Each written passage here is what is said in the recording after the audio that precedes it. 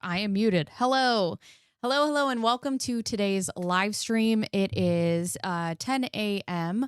on September 3rd of 2025. So I think I'm going to, hi, Jesse, how are you?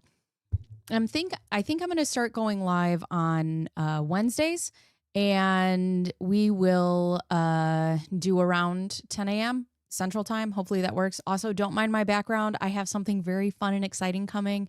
Not on this channel. On I think long story, but something very exciting coming. So, with that being said, today, if you guys don't know, Jessie in the chat is a person who escaped twin flames. I did an interview with her. She did an interview with me. I talked about twin flames on my long form videos. If you guys want to check it out, you can go check out my channel. But thank you. But I always want to give people the benefit of the doubt, right? So I watched. Do you have 2 channels? I'm about to have 3 channels. Hi, Lonnie. How are you? Lonnie? So I always want to give people the benefit of the doubt, right? When you look at documentaries, they are always, they're pretty biased to one side, depending on the story that they're trying to tell. So today, I thought it would be very interesting. Both Jeff and Shaleia, who are from Twin Flames universe, had decided that they were going to come out and they were going to respond to Escaping Twin Flames, the Netflix documentary. And I have not watched this video yet. I am going to watch it in real time. And I am very interested to see, what they have to say. So with that being said, we are going to, I'm going to set up my chat here, custom browser doc, because apparently my chat in here is not working as fast as my chat over here on YouTube. So let me just set up my chat real quick. Apply. Nope, I guess I can't. Okay, so I have to watch it in real time. Anyways, so yeah, we're going to watch their video. We're going to watch their response. Wow, my face is big. I can't, I don't know how to isolate things for, listen, I'm trying my best. Okay. Hold on a second here. Let me get back to a regular size. Holy cow. What is going on? What does Emily D. Baker always say? Streaming is dynamic. Okay. You can see me. Why? Anyways, there I am. It is what it is. So, anyways, these 2 are the leaders of the Twin Flames universe. People say it's a cult. I personally believe it's a cult. I think that what they're doing is morally wrong, ethically wrong, and I don't agree with what they have to say. That's just my personal opinion. And it's the opinion of a lot of other people as well.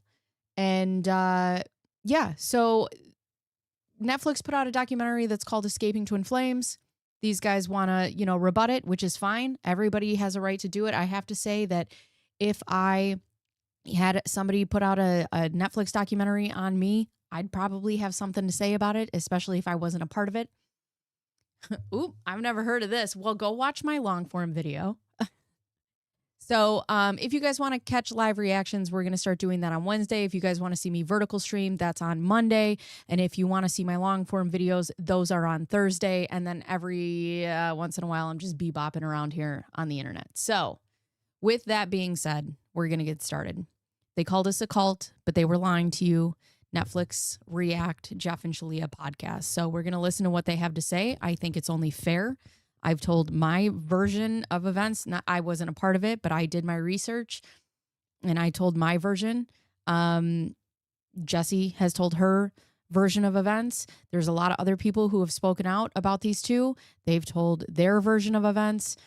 So I think it's only fair to give Jeff and Shaleia, their chance. If what is going on with my, I am so sorry. So you know, I think it's only fair to do these things, and to give, allow people to say what they want to say. And, we'll see if what they have to say has any merit. And we will go from there.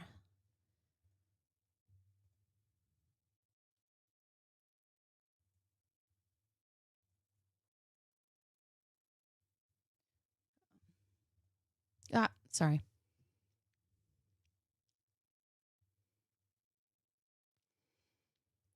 So first of all, I want to talk about the fact that they call this a docudrama. Jesse actually brought this up. For those of you who don't know, if you're in my chat, Jesse Stories is somebody who is actually a part of this. She has met Jeff and Shaleia in real life.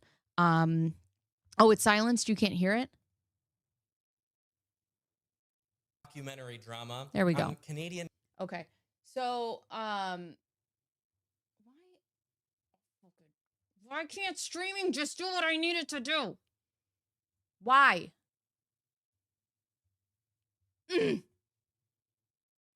Anyways. So one of the things that Jesse had told me is that they call it a docudrama. It's not a docudrama on Netflix. This was not scripted. They did not pay actors. It's not a drama. It's a documentary, however you want to say it. These are real people. These are real experiences. These are real lives. These are not actors. These are not scripted. So the fact that he keeps saying, hi, Mr. Pike, that he keeps saying docudrama is not true. That first and foremost, it's interesting that he's coming out of the gate completely just distancing himself from this, which obviously, I mean, somebody's calling you a cult leader, right? You don't want people to think you're a cult leader.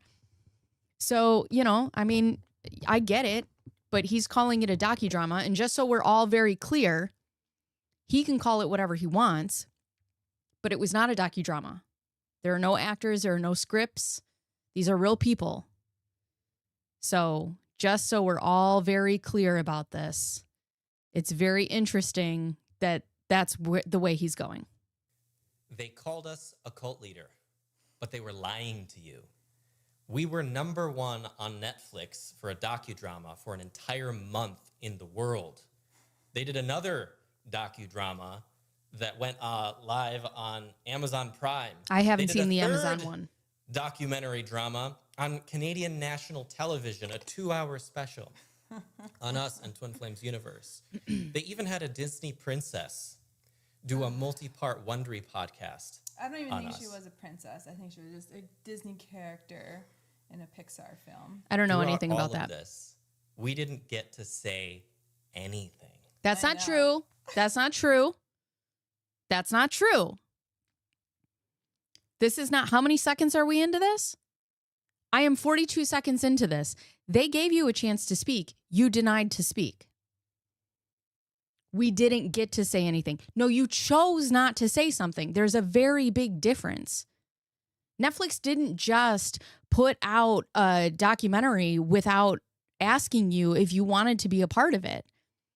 They didn't just put something out and tell this narrative without asking if you wanted to say something. So that's lie number 2 in 42 seconds. It's not a docudrama. And also, Netflix gave you every opportunity to be a part of that and tell your side of the story. You chose not to. Our perspective. I've also told Jesse, if these two wanted to get on here and they wanted to talk to me and they wanted to have a conversation, I would absolutely have them. I would also have them for breakfast, lunch, and dinner, if you know what I mean, because I would tear them up. But I would absolutely want to talk to them because I have questions. Was not included at all. We even hired a public relations perspective. We didn't get to say anything. That's not true. I know. Our perspective was not included at all. That's not true. We even hired. You chose not to. You chose not to. They said we reached out for comment and you said nothing. You said you didn't want to respond. Hi, Dr. Pepper. How are you? You chose not to respond. You know what? And my goal of sitting here and doing this is I hope that there's at least one person who is engulfed in this Twin Flames universe who can see us breaking down these videos in real time and save themselves. That's my goal. I don't care about Jeff or Shaleia personally. What I think they're doing is asinine. I think it's disgusting. I think to collect money off of other people's downfalls is gross. And that's not my personal opinion. That's a fucking fact. Okay, it's gross. But the thing is, I want people to understand that there are people out there like this consistently lying. Hired a public relations firm to help us navigate the situation, and it was just more of the same thing. So we wanted to sit down and just talk to you and tell you our side of the story. There's no PR firm. We just wanted to sit down and with you, just you. We wanted to sit down with you privately, even though they did go on another documentary to try to tell their side of the story. There's no media. If you ever wanted to hear what was actually going on inside Twin Flames universe without the drama, we're going to tell you. We're not going to hold anything back. We don't have questions prepared. Also, oh no, I'm buffering.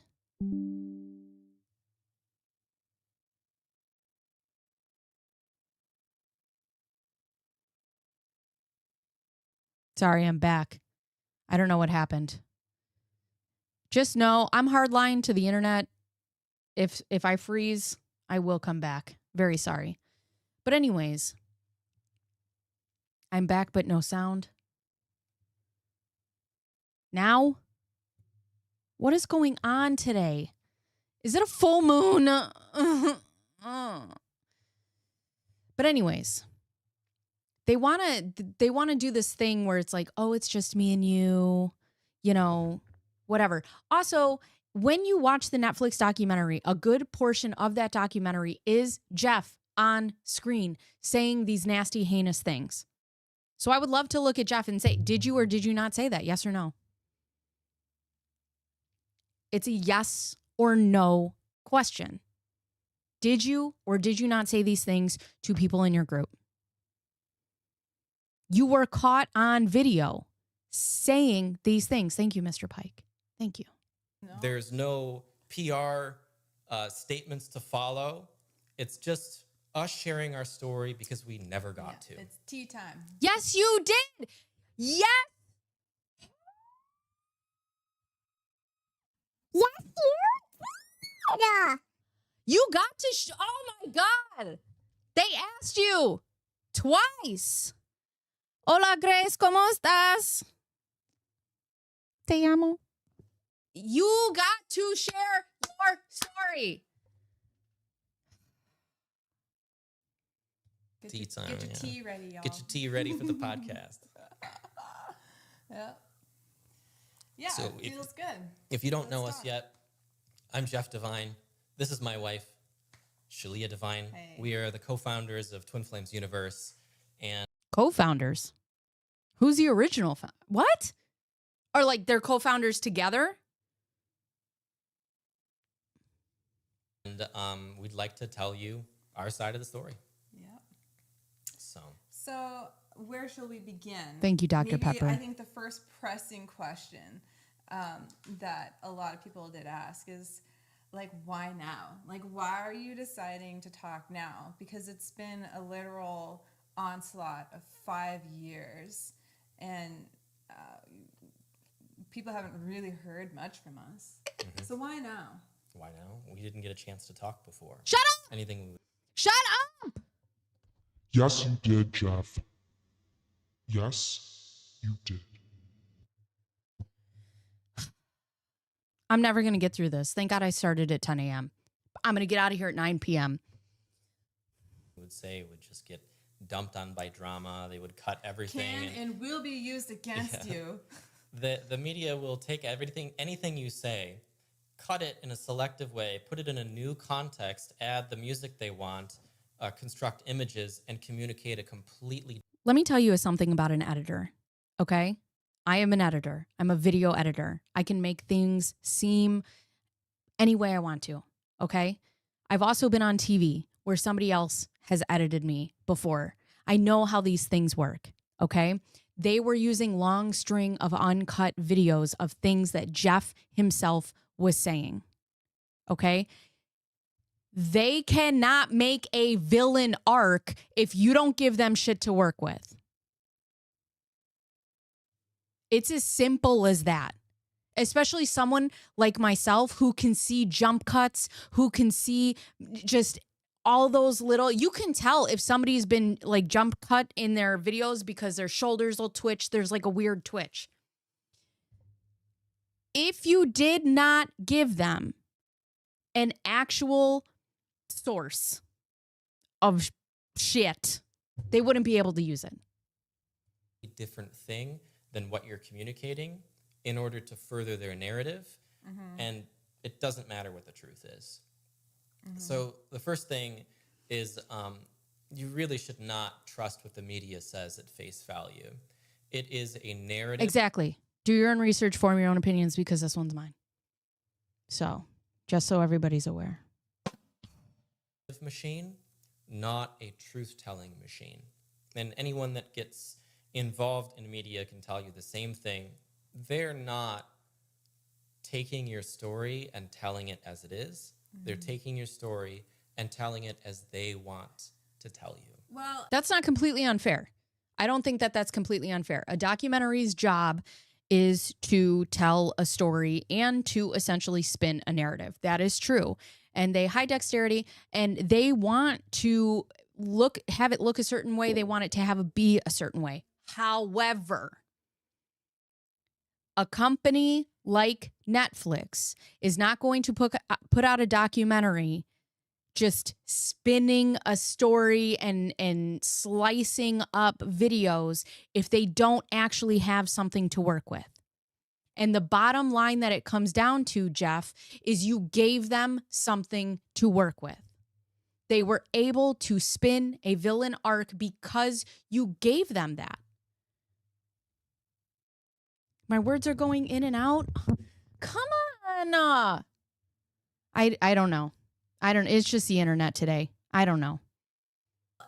and this isn't just us saying that to say it. It was what we personally and literally experienced when we decided to participate in the third docudrama series, The Canadianness. Documentary.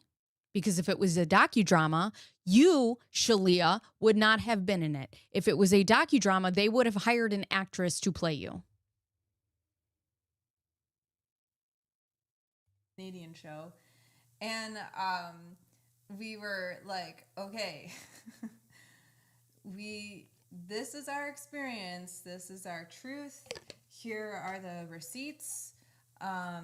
We would like to be able to have the opportunity to share our side because we haven't been able to, like Jeff was just saying. And not only that, when you're a small, quiet, spiritual niche community in the literal backwaters of the internet, and then all of a sudden you get a world spotlight put on you, and your ideas and your thoughts and what you're exploring spiritually as a spiritual being, like there's gonna be a lot of philosophical misinterpretation. Okay, let's talk about this, shall we, Shaleia? You are not, it might be my noise gate setting. Hold on, I'll take it off. Give me 1 second. Streaming is an adventure. Background removal. Oh, wait, that's my camera. Oh, my God.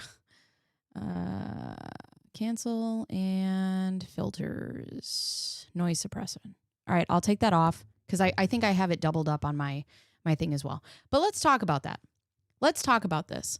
Shaleia wants to talk about how she is, they're just a small spiritual niche in the back corners of the internet, just trying to do their own little crystal thing, just trying to be, just a little spiritual group. And, that would be great if it was true. You have a pyramid setup. Your business, Twin Flames Universe, is structured like an MLM. Okay. And when I say MLM, if you don't know what that is, that's Pampered Chef, that's Party Like Candles, that's LuLaRoe, that is Monet, that is all these things. So what happens, if you don't know what an MLM is, what happens is I go into an MLM. These people get me and I go in to their group and they say, hey, you're amazing. I love you. I want you to be here. That's great. And then they're like, hey, you know what you could do? You could make money as a coach. And then you move up and you're a coach. And now there's people under you. The more people that you get under you, the more money that you make, the higher you go on this pyramid. But the thing is, eventually it like runs out of people because the more coaches that they have, the more money these two make. Now, if you were just sitting back on the internet doing spiritual work, there's a ton of people. There are a ton of people that I personally love. Aphrodite, queen, slay. Jimmy Tarot ship, wonderful. There's a guy on here, I don't always watch his videos, but his fucking name, the Autistic Mystic, sends me every time. I love it. And these people are sitting down and they're doing spiritual work on their back corners of the internet because that's what they believe in. They're not selling things so that they can make money off of the backs of people's downfalls. They're not. These are people who are doing anything like anybody else on the internet. They're doing memberships, they're doing Patreons or whatever. And if you guys were doing that because you truly believed in the spiritual work that you were doing, then fine. But you don't. And that's the thing. I don't believe that you believe in what you're doing. And there's no philosophical misinterpretations. You are selling spiritual guidance. You have guaranteed that someone will get their twin flame. That's a guarantee that you will find somebody love. You have said that. You are guaranteeing that you will find someone, their twin flame, their soulmate, their love, their whoever it is, their whatever it is. You are selling that. And then you're making coaches out of these people. And every time somebody makes money, you take a cut of it. This isn't a spiritual practice. You're running a business. And in my opinion, and in the opinion of Netflix and a lot of other people, you're running a pyramid scheme. And that's exactly what happened to us. And we were painted in such a poor, pathetic light, so that when you would see these clips of, say, like Jeff seemingly angry and yelling, or me looking like I just got shit on by my husband, it actually is not true, because it's not true. They had the footage. If it wasn't true, they wouldn't have the footage. It's truly as simple as that. It's not like they just took, 4 hours and cut it into tiny little pieces. They had full chunks of footage. there is a whole context behind all that. Please tell me, Shaleia, what is the context of Jeff being a dick? I'll wait. And like when we tried to explain ourselves to the so-called investigative reporter, and like we, for very good reason, she either just threw it out the window, or she made us look bad anyway and wouldn't really give us the time of day to be like, actually, this is what really happened. This is why it seemed like we was upset. Like, I don't know. Because the It's media crazy. does not tell the truth. It's not beholden to the truth. No, that's what we learned. The golden age of journalism is dead. Long gone. I let that go. Trust me. I let it go. I realized they're about something else. And I've seen this happening so much in the world over the past, What does that even mean? The golden age of journalism is dead. What does that mean? 5-6 years, this like gradual awareness about the media, and or at least like mainstream media, and how it reports on news. And at first I was like, I don't know, it just seems like people don't like what they have to say because it's about them. And then lo and behold, it literally happened to us, and I'm like, oh, like you don't care at all. You're about something else. So I think for me, this kind of leads into like the next question, or like the next idea or thought of like, Right, well, what Jesse. about these people that had genuine complaints and upsets about us? We're getting right into the tea. Well, yeah, I mean, You're so I sweet. don't want to linger too long on Let's do like the it. media, because like I feel like that's so obvious. Like, you know, like you see those attention grabbing headlines, like. What they're telling you is that what they're really about. Media is owned by for-profit corporations, and their express purpose is to make money. You are a You are a for-profit. I don't know. I'm not going to make it through this, Jesse. I really am not. You were a for-profit corporation until you got your church. Are you not for profit? Are you not for profit?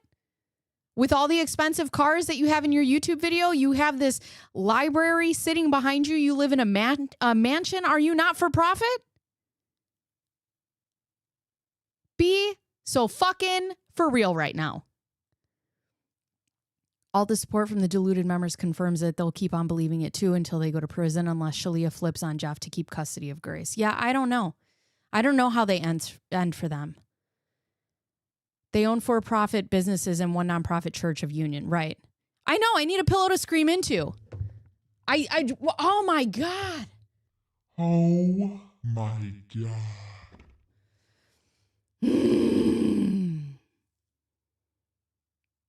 The media is the media is for profit. And I am also for profit. You have designer handbag after designer handbag after designer handbag. How did you get those? Maybe your master ascension coaches? Good God. Their job is not to serve the public. They'll say that that's their job, and they Yeah. might do some of that. But at the end of the day, the public is not the one that writes the check and pays their rent. It's the boss at the corporation, and that guy is not interested in what. That's not always true, because if these people get views, the bigger the checks are. Oh my God. If this guy just did the smallest, ChatGPT exists. Google. The public cares about and the public interest. He's interested in who he's beholden to, which is his stockholders, which is a short-term interest. They just need to make money on the money that they give to the media corporations this quarter. And if they don't, they pull the money out. It's that simple. The way that they make money is by grabbing your attention. Oh, Shaleia, tell me how you make your money. I'll wait.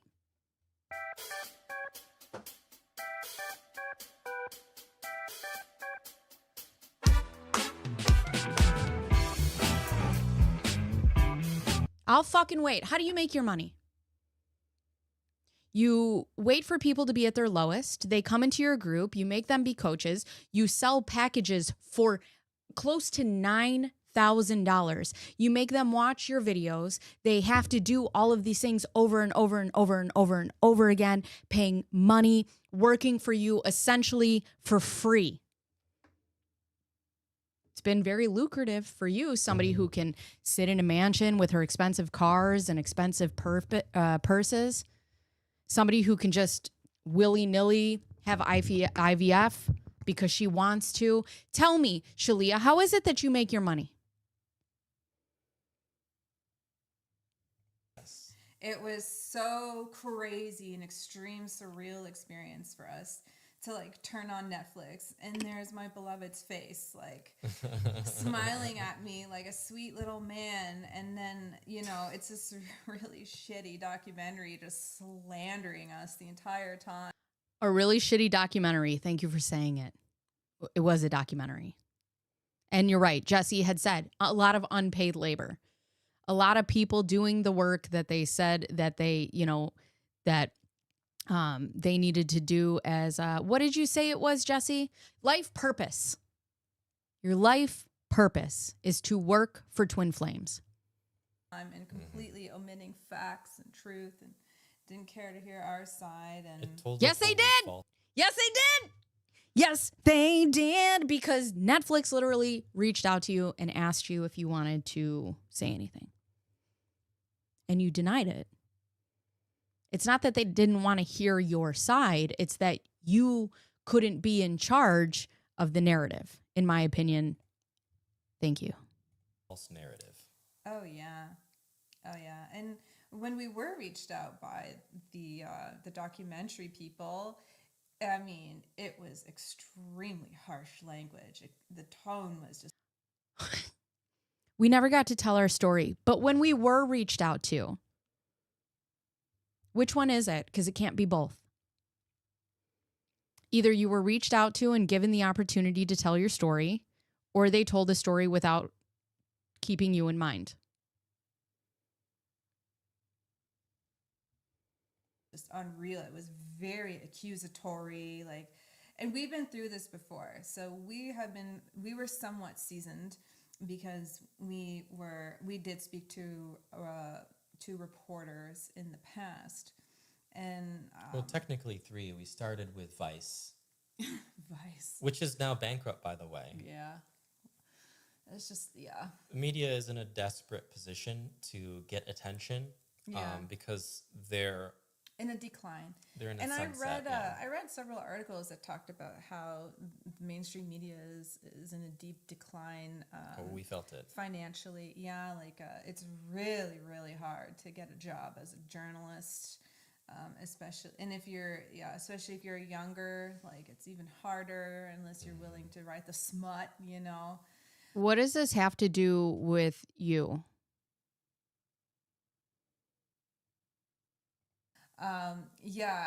Because there's a new media that's arising, and it's podcasts and it's social media and it's YouTube, and it's anyone around the world with a camera and a video camera can get online and share themselves and get a following from it.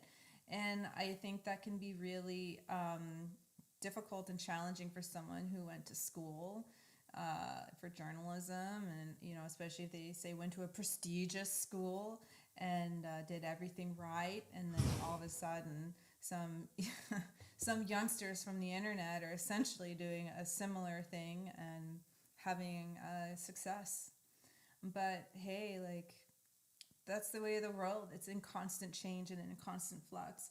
And one thing that Jeff and I had learned over the course of our life so far is that the world is always changing, and that in order to stay with the times, you need to evolve with the times.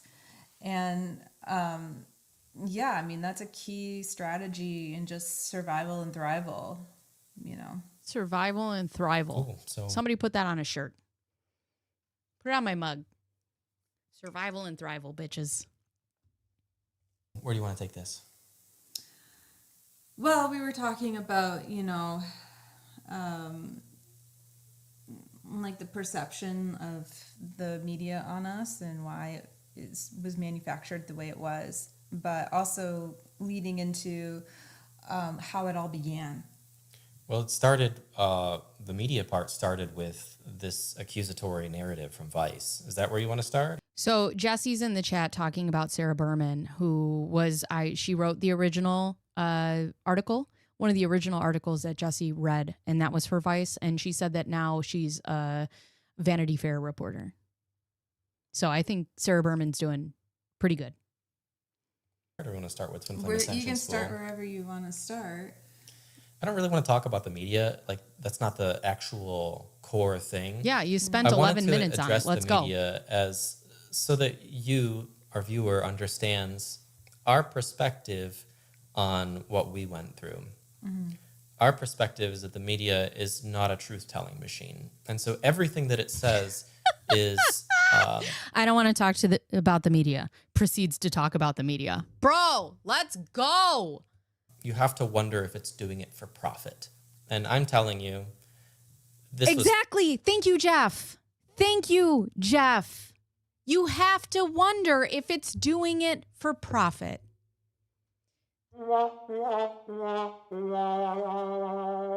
Everybody watching Twin Flames Universe has to wonder if you're doing it for profit. pure profit. This is a cash grab, exploitation, and suppression of the truth so that they could get their money out of the situation and move on. And some of them did. They got The call is coming from inside the house, Jeff. invited to the Emmys for the docudrama exploitation. It they even did. got a nomination. Was it an Oscar nomination for Emmy nomination. Emmy yeah. nomination? And it got some other award for a great editing, and we didn't disagree. You guys you did a great you editing. did a great you guys. job You really made the to edit the characters out of truth us. out of it. Yeah, I mean, I didn't even recognize myself. I didn't recognize him at all. I'm wasn't like, us wow, anyway. good job editing. So when that level of scrutiny comes onto you, we're not here just dismissing it like, oh, yeah, let's just move on, guys. We took it all very seriously. Personally, we didn't watch the Netflix or Amazon docudramas. We didn't want to watch ourselves get, abused for hours. No. But also, it was just begging for attention. And it was a moral. Thank you, Lay. Quote, extremely harsh language.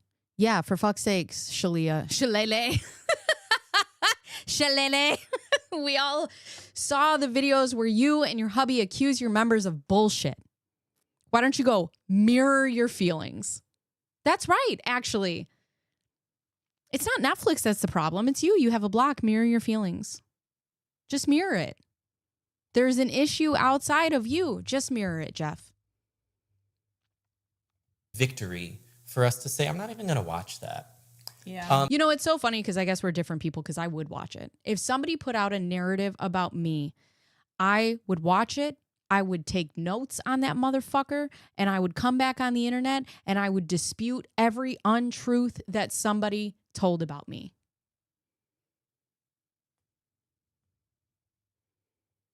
Many of our students did watch them, and We got a synopsis. Yeah. we put together a team of, we have many PhDs and master's level educators, people from Ivy League universities. We put together our smartest, most educated people. And we said, hey, let's do a thorough investigation and evaluation of all of the accusations and allegations. Because We took it seriously, you guys. Like, we really did, these accusations. We're like, if we are out of order, if we made a mistake, we need to repair. Mm-hmm. Like, we need to course correct because it's not okay. But that's not what the media is interested in doing. They're not bringing up hurts for healing. They're bringing up and creating hurts and expanding hurts for attention. Whoa! And that is Does he not realize that when he talks, he gives himself away? Anybody? They're creating hurts, okay? You can't create something that doesn't exist. They had the footage. But then he goes into and he says, they're expanding hurts, which tells us the hurts were already there. The hurts actually exist. because you have to have something to be expanded upon, Jeff. You guys should have just let this one go. You should have been just let this go. Let it go. You should have stayed silent. God, you guys are going to hate me so much. Is extremely harmful to society, not just by the people and communities they exploit directly, but because of the false storytelling that they extend out into society, because you don't know what the truth is. How do you know? How do you know what the truth is on anything? Because you can't trust the one telling you the story. Which reminds me of an article I read about the U.S. government. Oh, God. Their new stance towards Chinese, communist government is to distrust them in anything they say, distrust them, and then verify, rather than trust what they say and verify it. And that's what I learned with our experience too with the media is I can't actually trust what they say. You should not trust them. And in a way, I feel like it's become quite dystopic because Here's the thing. I wouldn't have a problem with anything that they were saying if they didn't have real live footage of them treating their members like shit. They have the videos of it. I feel like in many ways, I don't know what's actually going on. Well, the thing is, Jesse, with a lot of people like this too, in my opinion, they believe their own lies. It's hard to have conversations with people like this when they believe what they are saying is true. And in my personal opinion, I don't think that they're lying in a sense. I think that there's a real part of them that truly believes this. Going on in the world. It's kind of strange. Because it's done through this filter that I can't actually I just want to say, I don't even think they know what's going on in the world. Do they know? They take this frame and, honestly, I really liked all the people most of the people I interacted with from the media. It's not like the media is full of just horrible people doing horrible things. Right. It's a systemic issue. I genuinely it's in the system. and still have kind feelings about many of the people that I encountered through this. Some I definitely don't. But what was I saying? It was just like Distrust and verify. Distrust, yeah. That's what I was going Well, I on. lost it. I don't know. I was just thinking about the warm feelings that I had for some of these people. I genuinely liked them. Yeah. Some I didn't get But close there's enough a to know. systemic issue. Right, they're not bad people. They serve necessarily. a system that is not what we believe is for the collective human welfare. Oh, right. And they're under enormous pressure to earn a profit, and truth is not all that important. And maintaining a reputation in a dying sunset industry is not as important as making money now to survive. Yeah. But what I was going to say is they take this position of enormous authority over society and say, we see everything.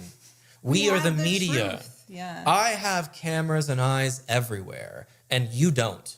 You are in the ground, you small being, you peasant.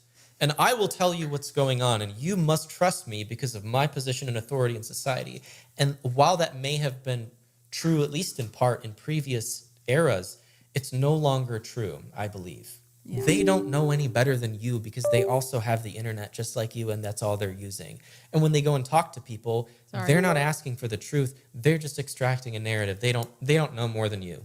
And what I found very interesting, and this relates exactly to what you're saying, is I read an article based off of the Netflix crew that did the documentary on us, because I'm like, how did you do it, the docudrama? Like, how did you do it? And I found out exactly how they did it. They got access to our classes from a defaulter, and who, by the way, illegally stole thousands of hours of content and private meetings, which are not for the world. And she was under NDA, by the way. Imagine you're having an intense family meeting and someone records it and puts it on the internet, and then everyone judges you and they're like, this is. But this isn't an intense family meeting. This is a meeting where you are supposed to be coaching people to their better selves. This is supposed to be spiritual guidance. These are people who are paying you real money and you treat them like shit. Also, thank you, Jesse. It's not stealing if you're committing a fucking crime. And according to the FTC, what you're doing is a crime. False advertisement is absolutely a crime. You cannot promise or guarantee that you are going to find somebody love. The other thing that I love about NDAs, they don't mean shit if somebody is committing a crime. NDAs do not mean anything if crimes are being committed. You are collecting money off of false advertisement that you are going to find people their one and true, only harmonious love. And on top of that, you guys are being dicks. This is what you are. They frame you to be You're a shitty bad. mom. You're a shitty dad. Yeah. Oh my God. That's exactly what I felt. Anyway, so this is how they got the content that they did. Mm-hmm. They used AI with keywords, and the AI scrubbed through all of our content with these keywords, and then they took those clips and they made a video about us. But it wouldn't matter. It wouldn't matter if those clips did not exist, which is the biggest issue. Every time he opens his mouth, he contradicts something else he already said. Pretty common for narcissists. The NDA is trying to reinforce fear here. The indivisible. They gave the stuff to. They're trying to scare the person, but they got nothing. Yeah. Sorry, I'm trying to set up a way to highlight my chat, so just bear with me. We don't coerce gender changes. W5 Jeff. Change your name to Dan or lose your job. Oh my God, I got to get this up and running immediately. And I was like, oh my God, you never watched a single class. You have no idea about our relationship with these people. You have no idea about the teachings. You've probably never read our book. Mm-hmm. You have no idea who we are. Mm-hmm. You're just going based off of what these former students and family members decided to say about us, and took our words and misinterpreted it. And by the way, how easy is it to sell a cult leader to a spiritual group of people, and Jeff and I as spiritual leaders and spiritual founders. That means like you can look at every person who is a founder of a spiritual group or spiritual movement in America or the world today and be like, you're a cult leader. Do you know how easy it is to like just paint that on top of someone who's doing what we're doing? Like, come on, it's not even creative. Yeah. You didn't even try. This was cheap. It's really cheap. And then you framed us like, oh, look at what they're saying. Look at what they're doing. Which I feel like brings us to, this next piece I'd like to address, which is, our philosophy and, how and why it was misinterpreted. So the big upset in the room, this was their I gotcha moment, even though there was no there, was about our stance on gender and sexuality within our spiritual community, and within the twin flame community at large, actually. Oh, here we go. It isn't just us that has this belief. It's that a twin flame union contains a masculine and a feminine soul within it. And that's what charges the attraction in the union. And that's from our experience and from our own spiritual explorations. That's what we have defined and experienced as the truth of reality, because that's the only way we want to live is, what is the truth? What is spiritual reality? What is a spiritual truth? We don't Jeff and I, although we're physical, we don't live in the physical world. We live in the spiritual world. And to us, like, that's the foundational basis of our reality. And so when I Obviously. took my own spiritual journey, it was a very logical question and conclusion that I arrived at, which is, am I attracted to men or women? And really what I knew when I was saying that question, this was like back in my early 20s, am I attracted to a masculine energy or a feminine energy? Because I was very clear in myself. I'm a feminine energy. There's nothing in me that feels like penis or is penis and that masculine energy. Like, I remember like trying it on, like just pretending I was a man and being manly and wearing like just, yeah, like wearing a costume. It was like a Halloween costume. It was Halloween. I was Luke Skywalker or something. And I just remember feeling like, I'm not a guy. No, I'm not a guy. I'm definitely a woman. I feel women in every way. And Jesus so Christ. that was like. But here's the thing. You had people that felt feminine in every single way, and you were the one who told them, nope, sorry, you can't do it. Can't do it.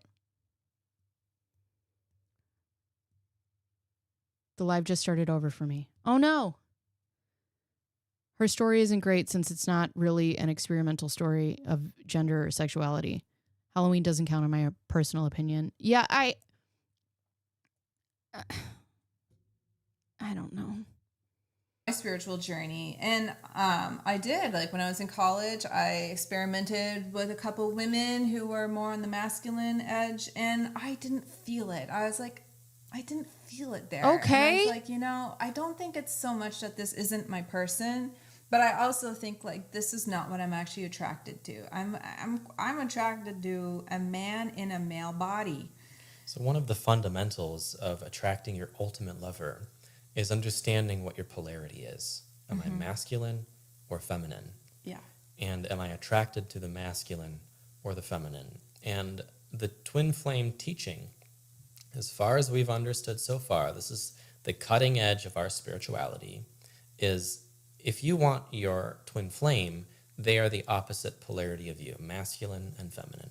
If you are on the twin flame journey. And But the thing is according to the documentary and according to things that you said in the documentary and according to the teachings, you had to be divine masculine or you had to be divine feminine. And you didn't allow these people to figure that out on their own. And that's not okay. And that is the biggest issue with this whole thing. This isn't about somebody, experimenting with their sexuality. This isn't somebody who's,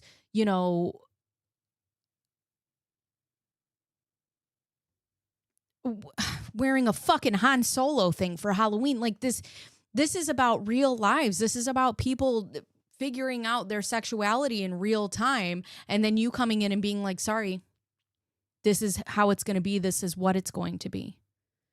Again, with the Facebook messages and the private messages and the videos, did you or did you not say that to other people? And the answer is yes, because they had the footage of it. It's not cutting edge. He uses those words to try to pull you in. My daughter will be celibate because I say so. Exactly. When I watched this documentary, as soon as they started talking about their baby and sexuality in the same sentence, lost me, could never be found again. your body is not necessarily an indicator of masculine or feminine. No, your being is. I agree with that. Your body is not necessarily an indicator of masculine or feminine. There are some days that I am feminine to 100%, and there are some days that I am, most days, almost every day, masculine. I am a very masculine female. I am a tomboy through and through. When you put me up against other females, I have a very masculine energy. I have a very masculine spirit. It is who I am. It doesn't make me a man. It doesn't make me divine masculine. It's just who I am. And I can't imagine somebody coming in then, okay, because obviously I like to wear makeup. I like to do my hair. I like to do feminine things. I don't know, gender fluid maybe. I don't know what the fuck I am. I also hate all of these fucking labels. There's too many labels. Listen, I don't care. Okay? I am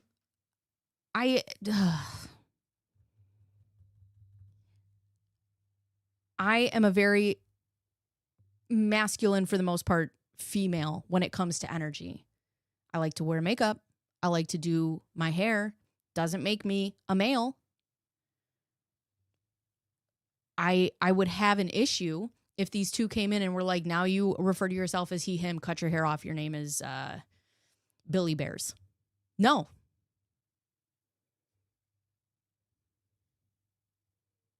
It's a spiritual journey you need to take within. And exactly. It's a spiritual journey you need to take within, and it's nobody else's fucking business.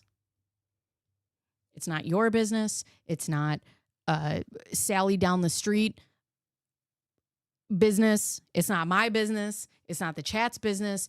Everybody's sexuality is their own business. You have no right to talk about somebody else's sexuality. You have no right to decide who, when, and how somebody is going to be. But you've done that now.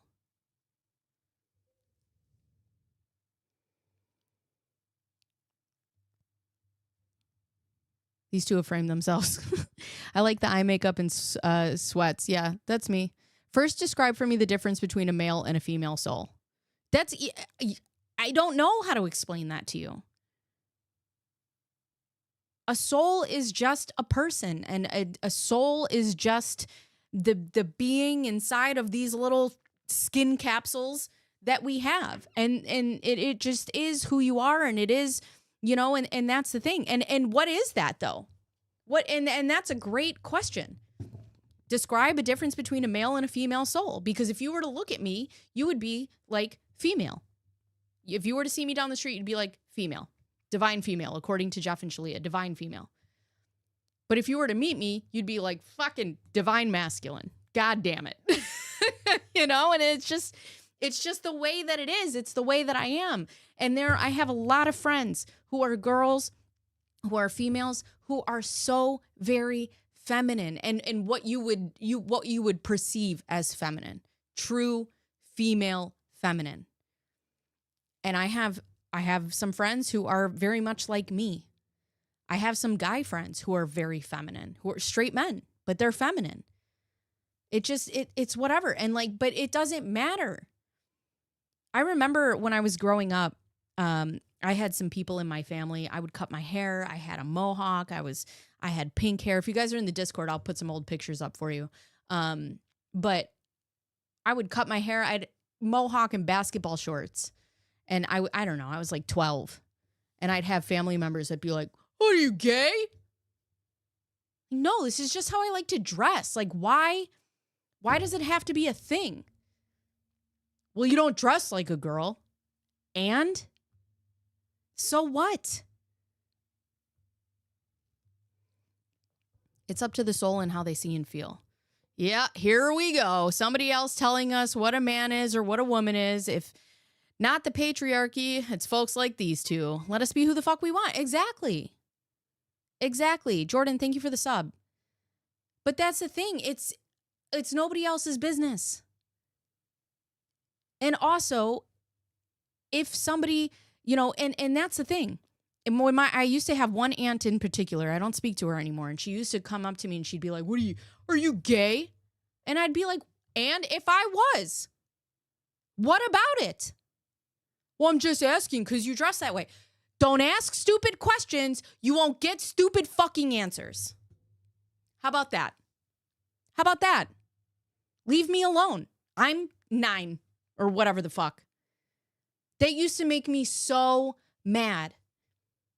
Because it's like, what? Who cares? Can I just wear basketball shorts on a fucking Tuesday? Good God. Listen, I'm never going to get through this goddamn that's video. hard. Yeah. Period. Right? That Sweating. one piece alone is not easy. And we ask you to, if you've seen the docudramas, Oh, if you've no. been part of the drama, If you've seen the documentaries, if you've seen the documentaries, okay, I'm sweating. These two are making me sweat. Sweat bullets. I'm sweating bullets, girl. we ask you to have compassion for the former students and Yeah. I guess the family members or whoever else was involved. Have compassion. Oh, boy, Jeff, you're going to hate this. We ask you to have compassion for former members and former family members involved. Did you or did you not sue one of the mothers who was in the Netflix documentary, causing her $30,000 or more? I'll wait. I forgot. Who is that? Mr. Pike, help me out. Who is that? Who is that wrestler that was like, who was that? You want to have compassion for these people? You sued a mother. What? For them, because not only is this work difficult that we do, being in proximity to the people who are doing this work is also extremely difficult because you didn't decide to do this work. Someone close to you did. And when you do this spiritual work that we call the teachings of union, the twin flame ascension journey, you're going to change real fast. You're going to transform. And that is what I feel the real root of all of this is. All this drama, if you take away the media, if you take away the sensationalism, it comes down to a disagreement between us and a few former students and a few former family members, or family members of students or former students. Yeah. And Here's the thing. He also says like former family members and former students. The point of the matter is, even if you hurt just one person in an extremely heinous way, it's still awful. You hurt multiple people in an extremely heinous way. But even if it was just one person, you've still done that. Like they're like just a few members, just a few family members. You still hurt people.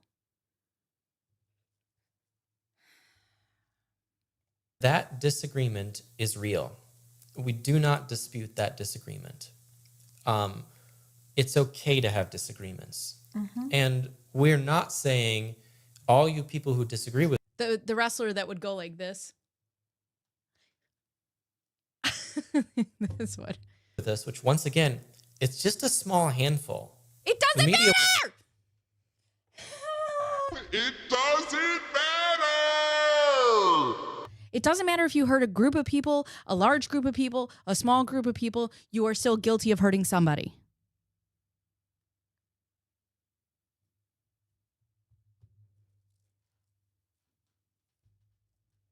Media wants you to believe Oh, it's this yeah. huge amount of I people and know. it's this, hemorrhaging. Okay, let's take baby Grace. Okay? Let's take baby Grace. Baby Grace comes over to our house and we put her through some real heinous shit. Okay? She's important to you. She is important to you because she is your daughter. Yes? Yes. We can agree on that. You hurt somebody that is important to somebody else. You hurt multiple people who are important to somebody else. They are important, not even to somebody else. They are important. You hurt people. Doesn't matter if it's 1, doesn't matter if it's 10, doesn't matter if it's 100. You hurt people. Period. Personas. Mucha gente. I think that's how you say it. Grace, help.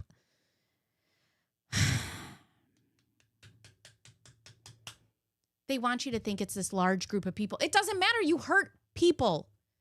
I don't care how many it was. You hurt people. Apologize. Cult that's falling apart. One of It's the- so silly. One of the first things that I said in our original call to The words femininity and masculinity were created as a result of religion telling us what our roles are in society. The way that man can say that he feels like a woman inside is if someone has told him what a woman should feel on the inside. Okay, yes. Guilty of hurting multiple people, in my personal opinion. Should do what more often? Religion tells us how we are supposed to feel as males and females and have allowed. Right. We are told, and I'm somebody who grew up in Catholicism and very strict Catholicism. You were a female, you were a child, and you were to obey, period. Well, Lil Bacon didn't like that, so Lil Bacon got in trouble all the time. reporter for the Canadian documentary was like, this is not what the majority of people experience. This is not even what the minority of people experience. This is a fringe group of people. All right, this is going to be the last time that because I keep repeating myself. It doesn't matter if it's a fringe group of people. You had people in your group that experienced harm. What are you going to do to make changes? What are you going to do to rectify that situation? What are you going to do to apologize for these behaviors? How are you going to move forward successfully to make sure that it doesn't happen again? That have a beef with us and have gone to the media and had it exploited and exploded all over the world. And it was just like completely ignored other people's experience. And like, you can just go on our website and you can read. Like, Listen. There were a lot of people who had a really good experience with Hitler also. Okay? John Wayne Gacy was a family man. Just because some people have a good experience with you does not mean that you were not heinous to other people. I'll tell you that from firsthand experience. If you get two people in a room and somebody tells you that I'm the worst person and somebody tells you that I'm the greatest person, fucking believe them both. Believe them both.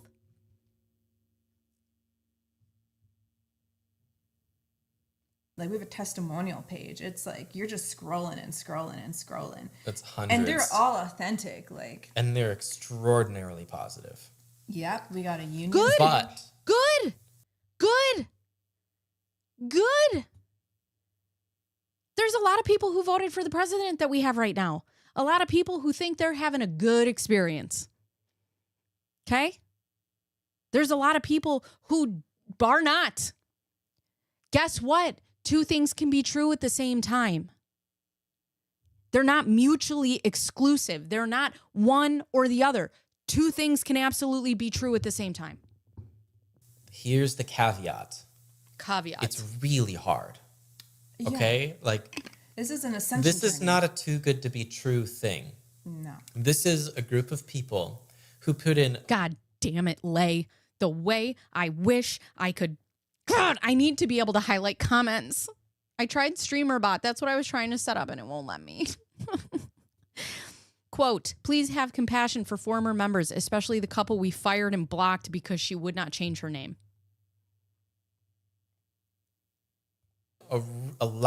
a lot of really hard work together and got exceptional results as a result. Mm-hmm.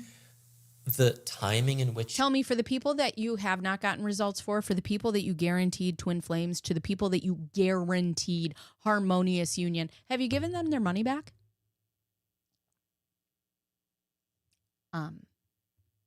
I'll wait.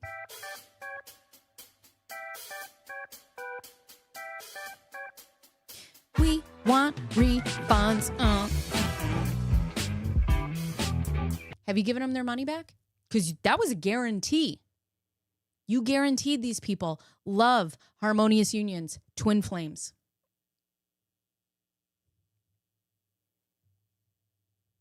You get results, and the level of result you get, no guarantees.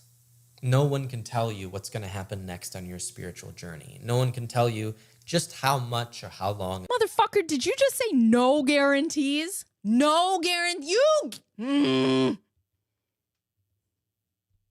You guaranteed, Jeff. You guaranteed. You said. You literally said.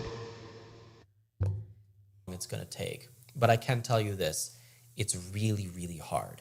Yeah. It's the hardest thing you can do in life is look within yourself and feel everything and be okay with what you're feeling. Yeah. And as an aside, throughout all of this, Look inside yourself and feel what you're feeling and be okay with what you're feeling, unless you don't agree with what we're doing and you're a fringe group of people. we have worked hard to be our best example of the teachings of union in the spotlight here.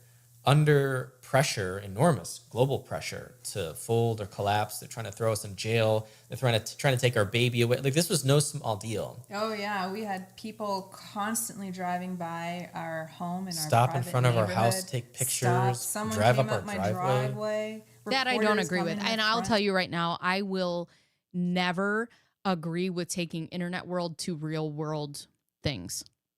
Let it play out the way that it's going to play out. I will never condone or advocate. Talk all the shit you want on the internet. Never go to somebody's house, especially if they have children. Ugh, the way that makes me sick. That I can't stand.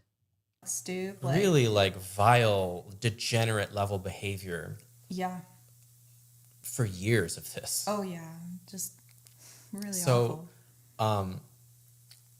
Because no matter how you feel about these two, baby Grace deserves to feel safe in her own home.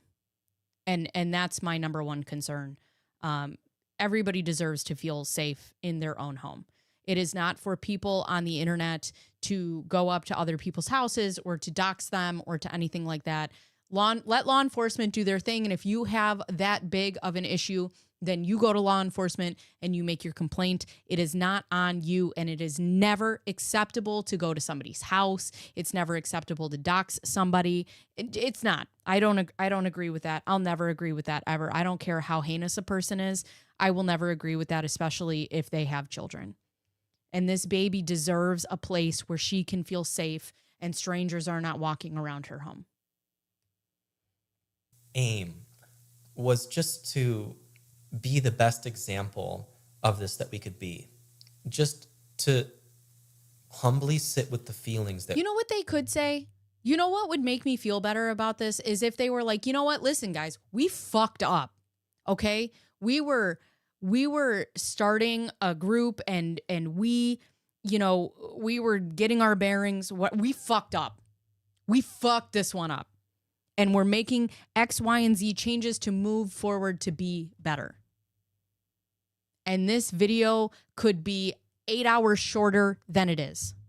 We were having and experiencing, love ourselves there, like our teaching with the mirror exercise teaches, and move through it. And I got to say that this was it was a wonderful opportunity for us to not only apply our spiritual teaching, but to test it in really hot fires and to see if it worked out for us and our students. See if see how good it is.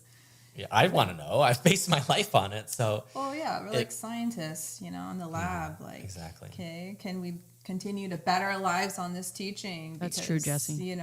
It's not just impacting and influencing us; it's impacting and influencing other people. Mm-hmm. So we want to make sure that that it's doing good work, positive work in people's lives. We do take enormous responsibility for our teaching and our conduct and our community and its conduct, and we do our very best to ensure that it's a healthy community. Oh, never mind.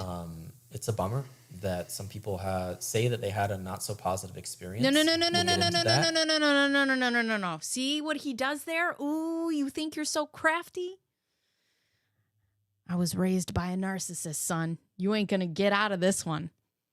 It's a shame that people say they had a bad experience. No, it's a shame that people did have a bad experience. It's a shame that there were members that had a terrible experience with us. And I'm sorry for that. I love that. It's a shame people say they had a bad experience. They just say that.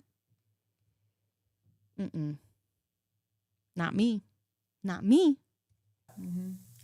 But as we were saying before, like, we got our smartest people to go through every allegation. We took it very seriously. Which is interesting. Why are you not addressing that here?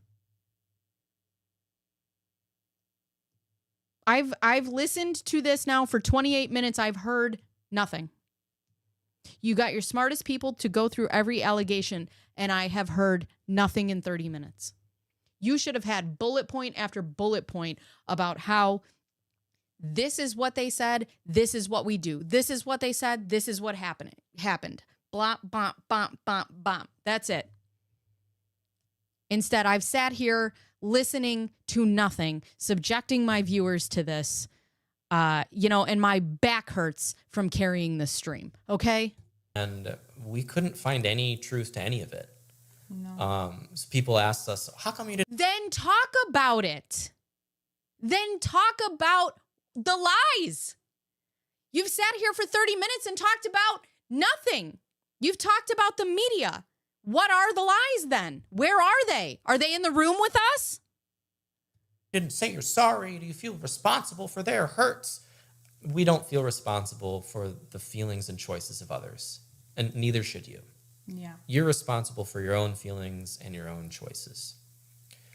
We do feel responsible for our conduct and our community and teaching, and to the best of anyone's knowledge, after we scrutinized every detail, we've done a phenomenal job of serving and loving and caring for every single student who has passed through Right. our doors to the best of our ability. The former students that were upset about, You know what? You know what, Jeff?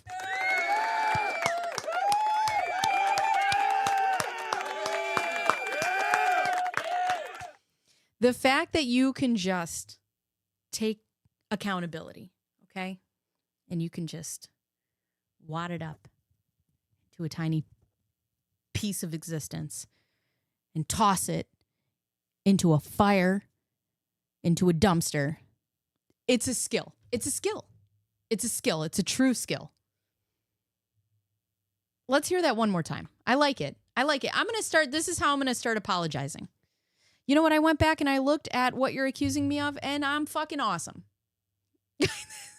The next time somebody's like, you know what, you owe me an apology, I'm going to be like, I see what you're saying, and I'm great. Serving and loving and caring for every single student who has passed through. And to the best of anyone's knowledge, after we scrutinized every detail, we've done a phenomenal job of serving and loving and caring for every single student who has passed through Right. our doors to the best of our ability. The former students that were upset about, us inviting them to, look at their gender or sexuality. I mean, no one was forced to change their gender. No one's ever been forced to change their gender. No one's been forced to do anything. Do anything, and it's literally written in our book. We have a chapter in our book on the gender thing, and you can read exactly how we think and feel about it. Jesse, do you still have that book? Because I would like to read that excerpt. But, it's funny when it's like we are talking to people about exploring their sexuality. Why? That's none of your fucking business. And no one's ever been forced into it. And at that point of time in our teaching, we were working directly with students at the time. We were forming Twin Flame Ascension School. We were in the middle of it.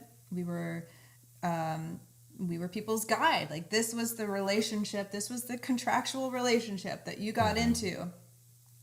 You wanted us to help you with your twin flame journey and your ascension journey. No. They didn't want you to help. That's what you said that you would do.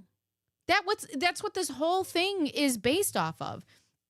Give us money and we will help you and we will guide you and we will do these things. It's not that they wanted you to do that. It's what you promised them. And we agreed. We were like, okay, well, you're here, you paid, you say you want this, so okay, like, let's go. This is what it is. And so when we invited people to look into their gender and to look into their sexuality and to feel what's there, feel what is the truth, to heal any upsets that arrive, and come to your own conclusion. That was what you wanted from us, and that is what you promised them.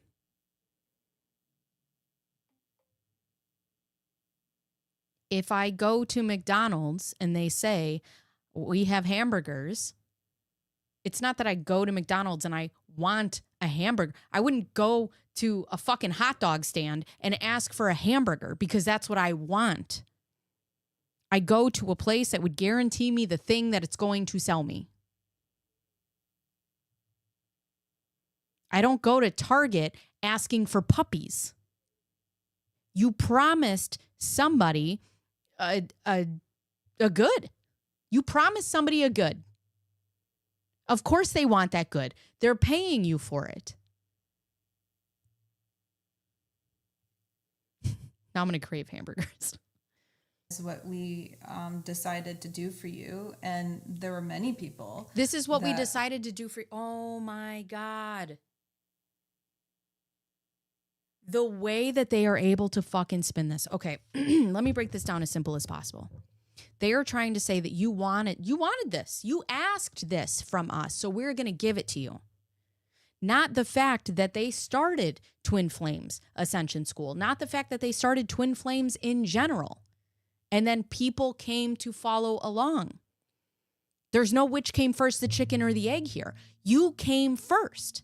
You promised somebody a good. You said, if you buy this, I will give you. If you buy this, you will get.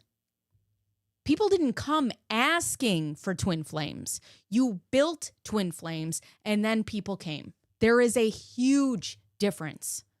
We invited to look into what their polarity was, and they have never been happier. Like, just absolutely happy and thriving. And they all say that, like, yeah, it was always there before we were even inviting them to look at their polarity. Like, they knew. They're like, yeah, it was always kind of there. Mm-hmm. And so then if they wanted to continue exploring that further and changing themselves, hey, that was on them. That was not on us at all. Mm-hmm. We were just there to help you attract your twin flame to you and achieve harmonious twin flame union. Exactly. You were supposed to achieve harmonious union and twin flames. You also gave these people a path to get there. You gave these people a clear path on how they were going to achieve that. So yes, the responsibility does fall on you. It's done through self-awareness. And self-love. Yeah. And like, honestly, I don't have this is a great point, Jesse. I don't see the data or statistics that they are talking about. I agree with that. Why don't they have any data or statistics about the things that they are speaking about inside of a group that they run? What's the rate? Prove us wrong. You've had 31 minutes to prove us wrong, and the only thing you continue to do is prove everybody right. If anyone identifies as a lesbian or gay or non-binary, like, honey, you do you. Like, whoa! You literally said, your husband literally said in the documentary, in the videos, that being gay doesn't exist. That sex between two men doesn't exist. It's just like shaking hands because they cannot be intimate with each other.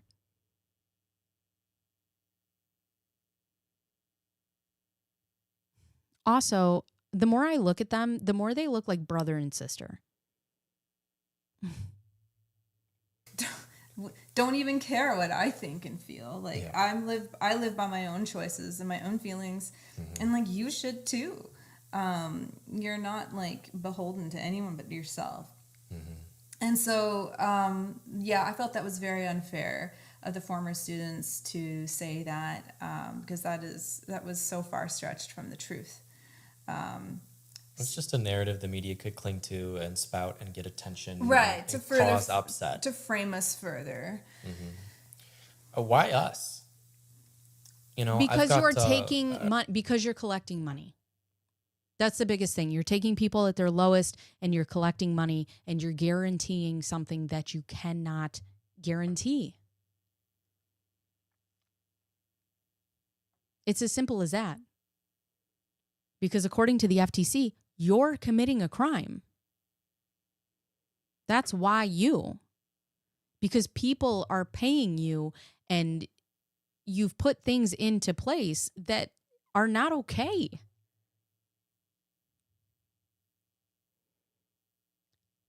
Exactly, Jesse. Where's the evidence? Just show us the evidence then. Prove us wrong. Prove us all very, very wrong. I was thinking about that this morning in preparation for this. And you got to ask yourself, like, why Twin Flames Universe? Why were they like the next swing after Nexium got taken down? Gosh, yeah. Because our society was thirsty for cult stories. And Nexium documentaries came out and everyone was in an uproar. And true crime podcasts were popping up everywhere. And then, And then TV shows based on these. Again, if you don't give us anything to talk about, we don't have content about you. It's as simple as that. There are other people all around the world that are living spiritually, doing their own spiritual thing. And guess what? Nobody's bothering them because they don't have a fucking payment plan. Crime podcast, true crime podcast. Huge sensational wave, pandemic, right? Like, why Jeff and Shaleia and Twin Flames Universe? And I think I've got a few reasons. You know what I love? He's like, why little old me? Why little old me? And then he goes into his groups and he's like, I am the second coming of Jesus. Never mind, not the second coming, I am the first coming. Never mind, fuck that, I am Jesus. Why little Jeff and Shaleia? You said you were Jesus. You said you were Jesus. First of all, like Twin Flames was an up and coming, a cultural thing. It wasn't in the lexicon before all this went big. It was getting there. Yeah. And we were one of the bigger Twin Flame, brands out there at the time when this started to get picked up. We felt strongly that we were the only ones doing the real spiritual work. There were others doing real spiritual work. We felt we were the only ones producing the real result of harmonious twin flame union. Mm-hmm. And we found it was really important to us, like morally, that other people know about this idea. Like, hey, like, I have the most extraordinary love in my life, and I know how to get it. And we wanted to help other people get it too. We felt it was our dharma, like you said, our moral responsibility. And it could be that. And that's great. There's a lot of people online who do think, I know so many spiritual people. I know people who, psychics, mediums, tarot cards. And the thing that bothers me the most is when you say, oh, it's spiritual like this. You're not giving away spiritual information for free. You're doing the most to get money. You're selling a thing that doesn't exist. That's why everybody has such an issue with it. I wonder why the newly proclaimed DMs have to cut their hair and he doesn't. That's a good point. Must all modern day Jesuses have long hair? Yeah, I don't know. I don't know. But if this motherfucker is the Messiah, take me to hell. Take me straight to the burning flames of hell. Responsibility to share it with the world if the world was coming to our doorstep. And so that was one of the main like motivations for us. And that was one of the main motivations. That was one of the main motivations, Shaleia. Not your extensive collection of handbags. Yeah, was because See, I think part of the issue is they forget that they put a ton of this shit on the internet as well. They put a ton of it on the internet. Digital footprints exist, friends. There was just genuine interest in the concept of twin flames. And for us, we have always felt that it was the natural evolutionary step in relationships. I remember when we were in our 20s, there was this trend of conscious relationships. Yep. And I remember thinking, like, yeah, we're moving away from soulmate relationships. Like, those are great, but they're not eternal. We're not actually designed to be romantic with soulmates. I have an excellent husband. I have a wonderful marriage. I would love if somebody was like, "Hey, what do you think the secret to marriage is?" And I was just like, well, I'll tell you. That'll be $25. But like conscious relationships in my mind was really twin flames. Here we go. Shaleia has over 100 handbags. They have lots of designer clothes, all thanks to their followers. They have mansions. They have expensive cars, all thanks to the people who are underneath them paying. And then when I discovered the realm and the concept of twin flames and the word itself, I was like, oh, that's what I'm looking for. Yep, that's it. That's the thing. And that makes total and complete sense. I grew up as a Catholic, and we were taught about Adam and Eve and how, God created a wife for every man and a husband for every woman, And I just felt like, yeah, like I am created with somebody. Like I felt it so true in my soul, just this deep resonance of like, I am created as a twin flame with one other person here. This is an interesting point in how she resonates with this, because I grew up Catholic. And yeah, you learn about Adam and Eve, and you learn about all these things, and you read the Bible, and that, every there's a partner with everybody. That never resonated with me ever. And I'm not talking shit. I'm just right here. I'm not talking shit, but like that just never, I was like, I'm never going to get married. I'm just going to be single. I'm happy, with who I am. It's interesting how Catholicism resonates differently with different people. Like to be romantic with and to go ever deeper in divine love with forever and ever and ever. And this is a spiritual path that brings me ever closer to the divine Godhead.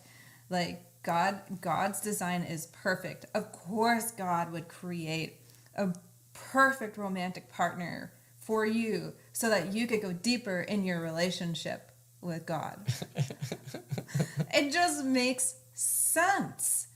And so, and all of my research and my feelings just verified it. And you can find this as far back as not just Christianity, but it's also in Islam, in the Quran. It's also even further back in history in Indian spirituality. They have so many their whole pantheon is like twin flames. This concept's very popular in India.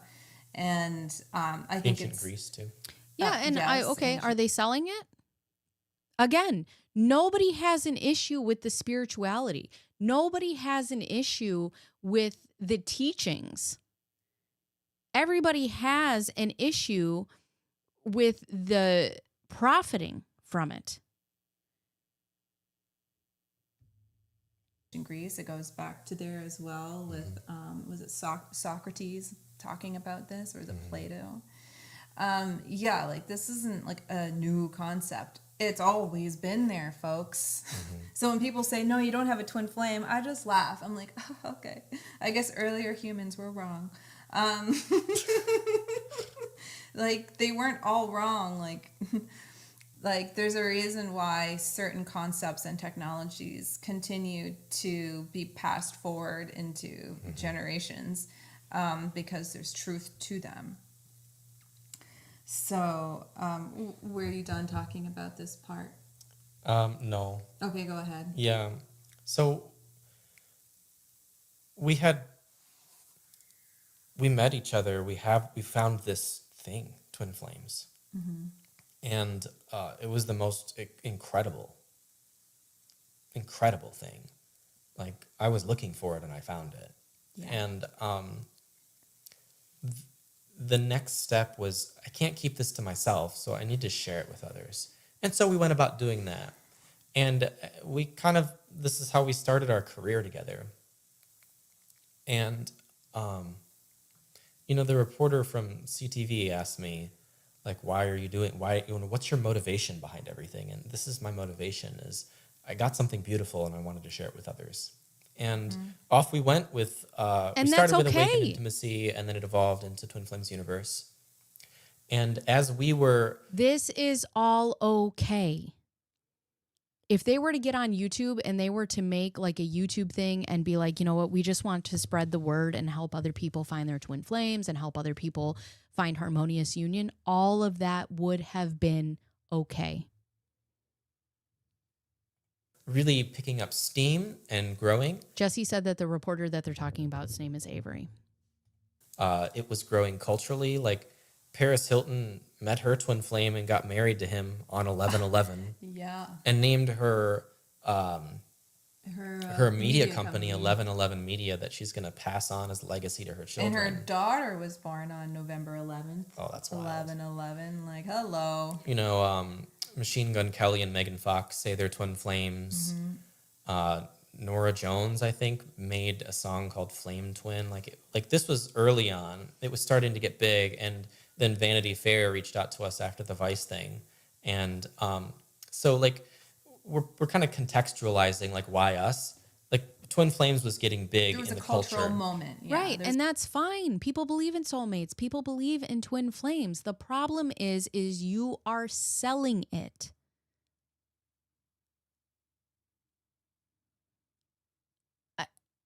I don't believe... Not a brain cell to be had in this video. There's a cultural moment and happening. We were at the forefront of it. And the Vanity Fair magazine that came out before our spread showed a twin flame couple that, that they recognize each other as twin flames. It was Shaman Dirk and it was Princess Margaret of Denmark or something. A princess. Sorry, I forgot her name. It's called The Princess and the Shaman, the article. Princess and the Shaman, yeah. And it seemed like they kind of wanted to mint those two as the twin flame leader, because they were much more Hollywood friendly and connected. And they wanted... That's a great point. Jesse says the problem is not only are they selling it, but they're exploiting people for profit. It's as simple as that. People are upset because people are being taken advantage of at their lowest moments. Wanted to shun us as the bad twin flame couple. Media plays its little puppeteering games, but it doesn't really matter. It's not really relevant. The point is, like, also in that moment, like, we fully engaged with the press. Like, we were like giving everything we could to support this Vanity Fair article and to spark it and to give it flight. We poured ourselves for a year into it. Oh my gosh. And it was moving and unbelievably disappointing when what happened, what came out did. It was just a joke. Oh my God. We poured our love into that to bring this into the world, and off it went. Off it went. Yeah, podcasts came from it. We didn't engage in any of the media after that. No. Until CTV. Right. Because we learned that the media doesn't do anything for you. They don't care. They're gonna do what they want to do. They're gonna write their little story, and you're just a character in their story, and you give up your story. And that was the last thing I ever said to Alice Hines, who wrote the Vanity Fair magazine, is like, nobody has the right to share my story but me. And I reclaim my... So then why did you sue people who shared their stories? People are out here sharing their stories about twin flames, and you went after them and you sued them. So you have a right to share your story, but they don't?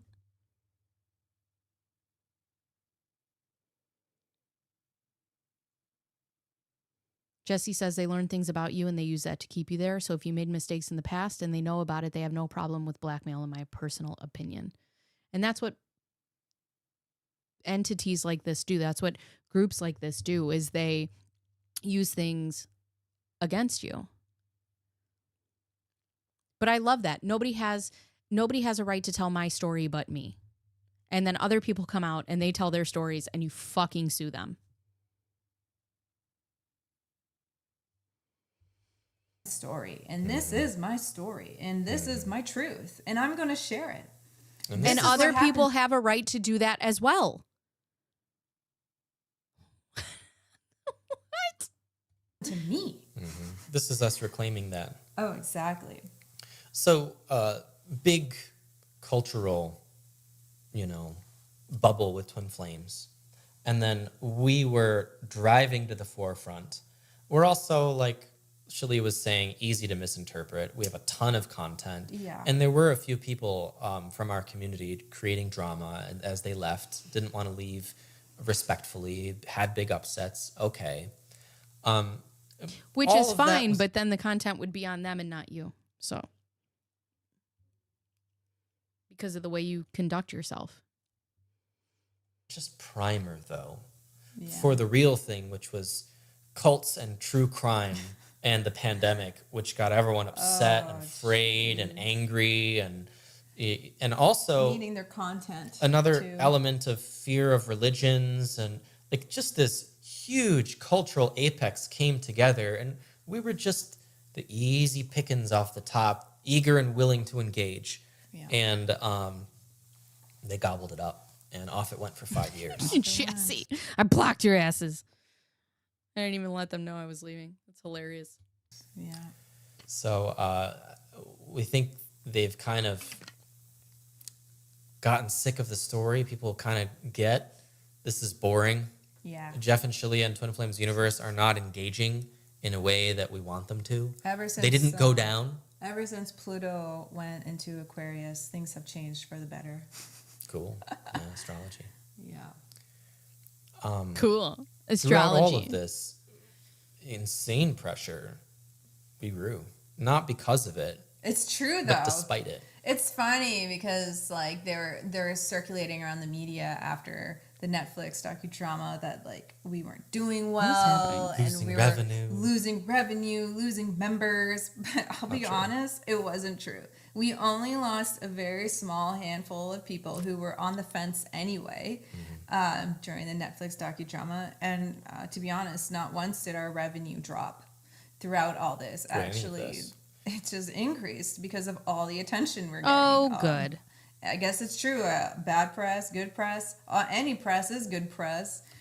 Apparently, it didn't mean that we liked it. That's not what we liked. That's not what we wanted. Not what we preferred. But like, it is what it is. And we were under enormous pressure and stress the entire time. And yeah, we did have to adjust ourselves, and that was really hard because we really do like being out there. We like talking. We like sharing ourselves with you guys, but the environment wasn't conducive for us to do that. So We're not going anywhere. we're not going anywhere. We're not going to stop sharing the Twin Flame teaching with the world. No. Just because the world got upset or it got really, really, really, really hard. Yeah, I'm sorry. We're still here. Jesse says, we have a paper trail of proof of sales going down after the docuseries. Hell yeah. Cool. Astrology. Once one understands astrology, one realizes the concept of twin flames is overly simplistic and juvenile.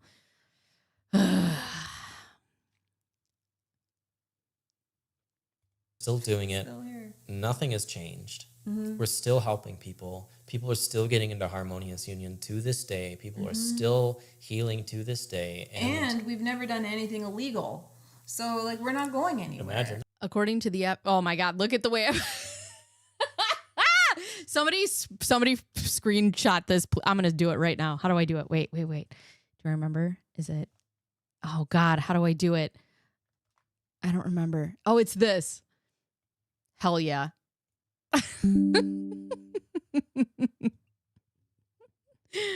Oh boy. Nah. And we did. We checked in. Give me 1 with, second. I'm our still here. professionals, I just have to and change we said, "Is there something illegal going on? We don't think so. We pay you guys." And they're like, "Nope. All your books are straight and fair, and yep, everything is in good order. There's nothing illegal going on." And yeah, like I guess they had the detectives came in and when we lived downstate, investigated us. They didn't find Sent it to anything the because there's FBI. nothing going on, you guys. And if you don't like what we're saying, you can turn off your computer. You can leave a group. You can unsubscribe. Like there's no one forcing you here.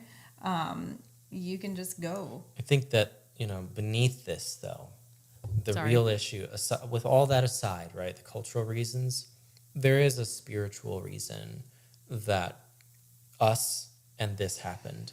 And it's that we're touching a hurt in society. Yeah. And it's a very real hurt. And it's the hurt of a sense of separation from your joy, from God, from love itself. Mm-hmm. And here we are loudly and proudly and confidently shouting, love is real, love is real, you can have it. It's for you too. Just listen to us. It sounds like such a good deal. That's right. That's what she said, right? But it's true. Like we have found a method that can help you attract the life of your dreams. And don't just listen to us and take it at face value. The only way to verify it yourself is to try it on. That's a good point, Jesse. It says, that's why they are under investigation currently, because they weren't doing anything illegal. Why are there raids? There were raids on their house. Law enforcement agencies and state attorneys like to raid buildings when there's nothing going on. You can have it for the low price of $8,888. Genuinely try it on. And then see what happens. And then see how you feel. Like, no, this isn't really working. I don't really think this is for me. Or, hey, I applied the work and wow, like blocks are clearing. Like my life is getting better. My health is improving. My relationships are improving. Oh my God, my twin flame just unblocked me. I just got a sudden windfall of cash. Like I'm not even like happens all the time. I'm not even making this up. Like this is what literally happens as like a daily in our community for those who genuinely do the spiritual work, because the spiritual work that we share with you guys has real spiritual results. And that's what I have felt in my life. Like, and I had my spiritual mentor, and she taught me the method, and I tested it when I was with her. I went all in, and I noticed like I started feeling better. Even if nothing was happening externally, everything was changing internally. I was feeling so much better, so much more freer, so much more happier and healthier. I was reframing experiences in my life that were bringing me suffering, and that ultimately started leading me to my liberation. And then I met Jeff, and I had always I had been seeking my twin flame. I'd been looking for him. I had been wondering. I'd been praying to God and asking God. I've been doing my prayers and my little sacred rituals. And then one day he just showed up so casually on Facebook, and I was like, oh my God, it's always been you. You've been on my Facebook for like a year, and it was just so peaceful. It was not what I expected at all. And which is another common trait I find on the twin flame journey. Your twin flame may not always be what you expect. I'm still confused as how they're responding to this documentary. We are now 48 minutes in and nothing. Moose could totally school the both of them. Oh my God. Okay. You just reminded me. Even though you didn't remind me, you reminded me. Okay. So I have to tell you something real quick. I told Jesse to remind me of my son's new script. So if you guys don't know, my son is autistic, and he's what's called a Gestalt learner, which means he learns things in big chunks and he learns things in phrases, and he does what's called scripting. So,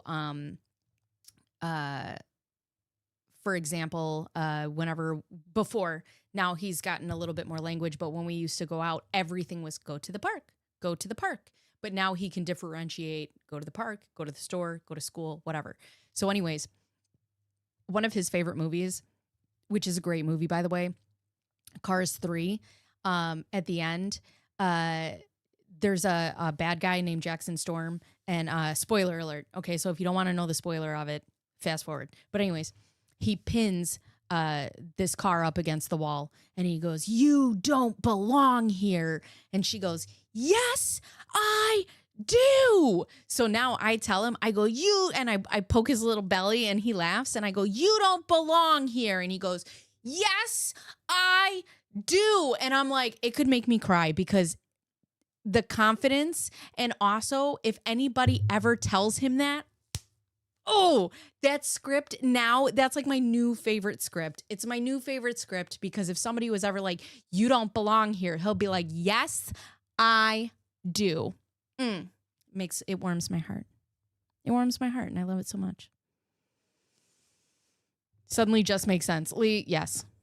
Lee, Lay, tell me how to say your name. Or just let me say it differently all the time. It'll be fine. It'll be fine. We're fine.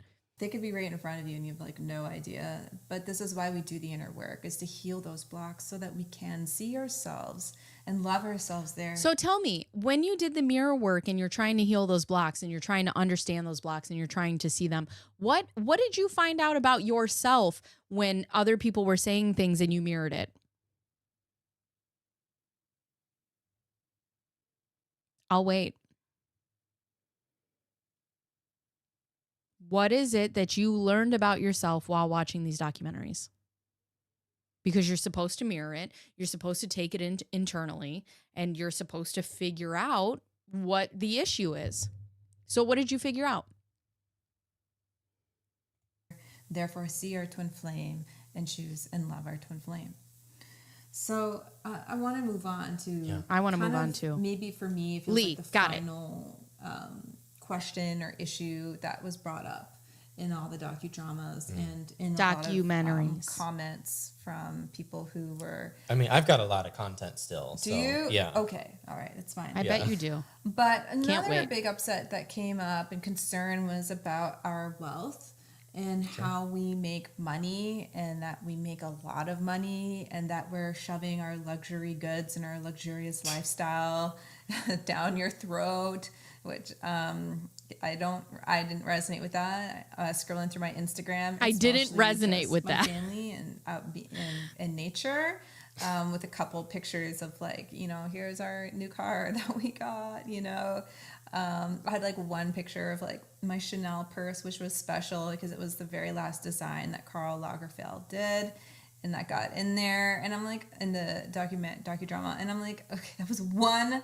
post, She just caught herself.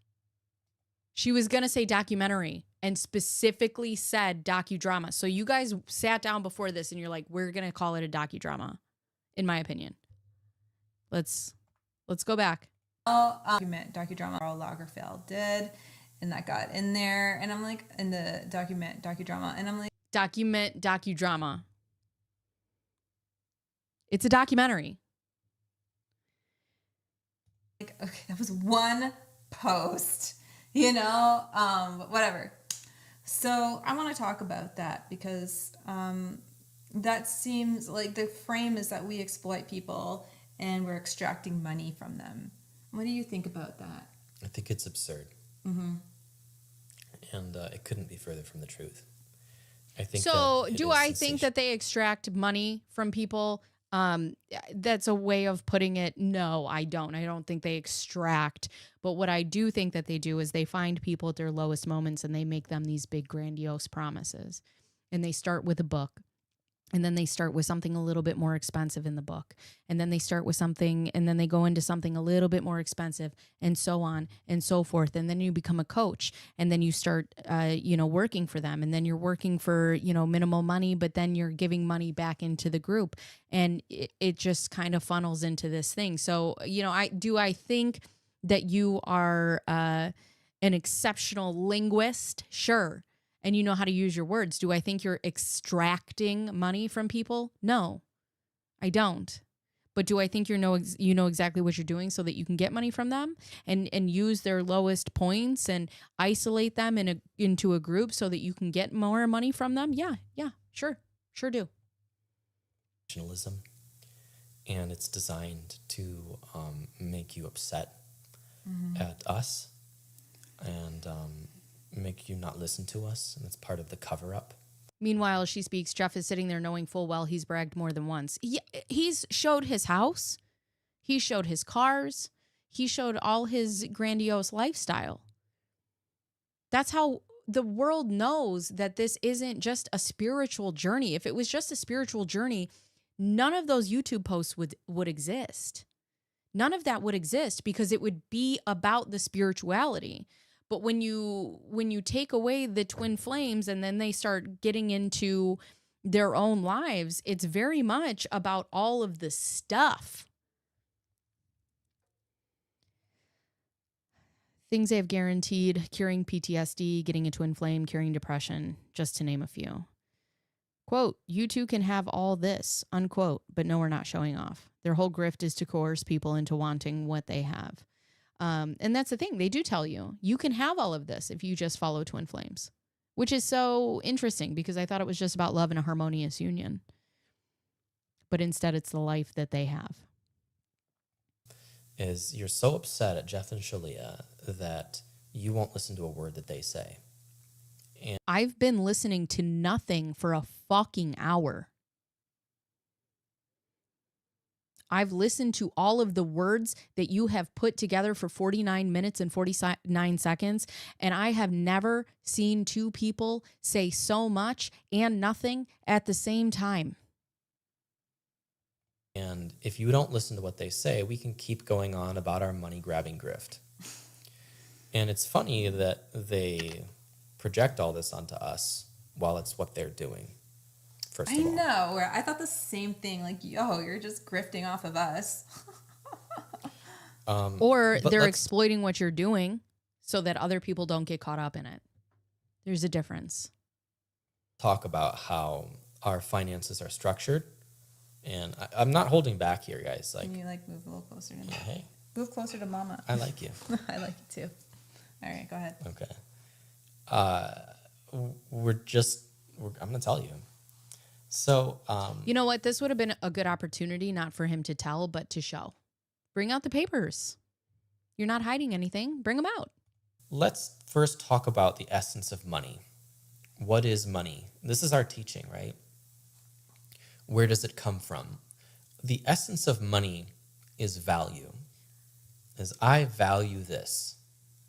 And I can, money is an exchange medium for value. So I have this watch. It's not that expensive. I don't know what not expensive for you is, but it's a $500 watch. And it took all these people, all this.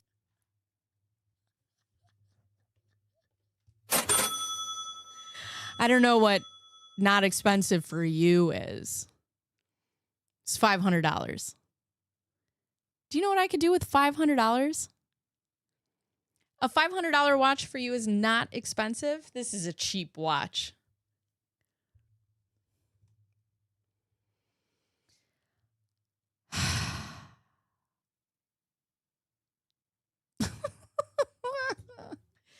I gotta tell you guys, this is the best comedy I've watched in a long time.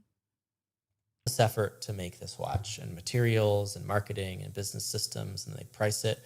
And I was willing to pay $500 for the watch because I valued it at that level of exchange medium. And that money goes to the watch creator, right? Because I valued it. He or she created this watch and therefore created value. Okay, so Jeff is just giving us a little bit of a different explanation for supply and demand and, business value. If you value something at a certain price point, you will buy it. Okay? So what he's going to say next is people valued what we were giving them for this price, which is fine. That's fine. All I'm saying is if you're going to guarantee that these people are going to get what they're paying for, then fucking produce. You didn't pay for a watch and get a fucking slap bracelet. You got a $500 watch because that's what you paid for.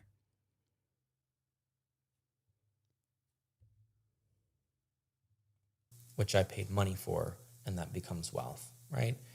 So they created I value. do have to say, I really like his headphones. I want to get those headphones. Probably out of my price point, but I do like his headphones.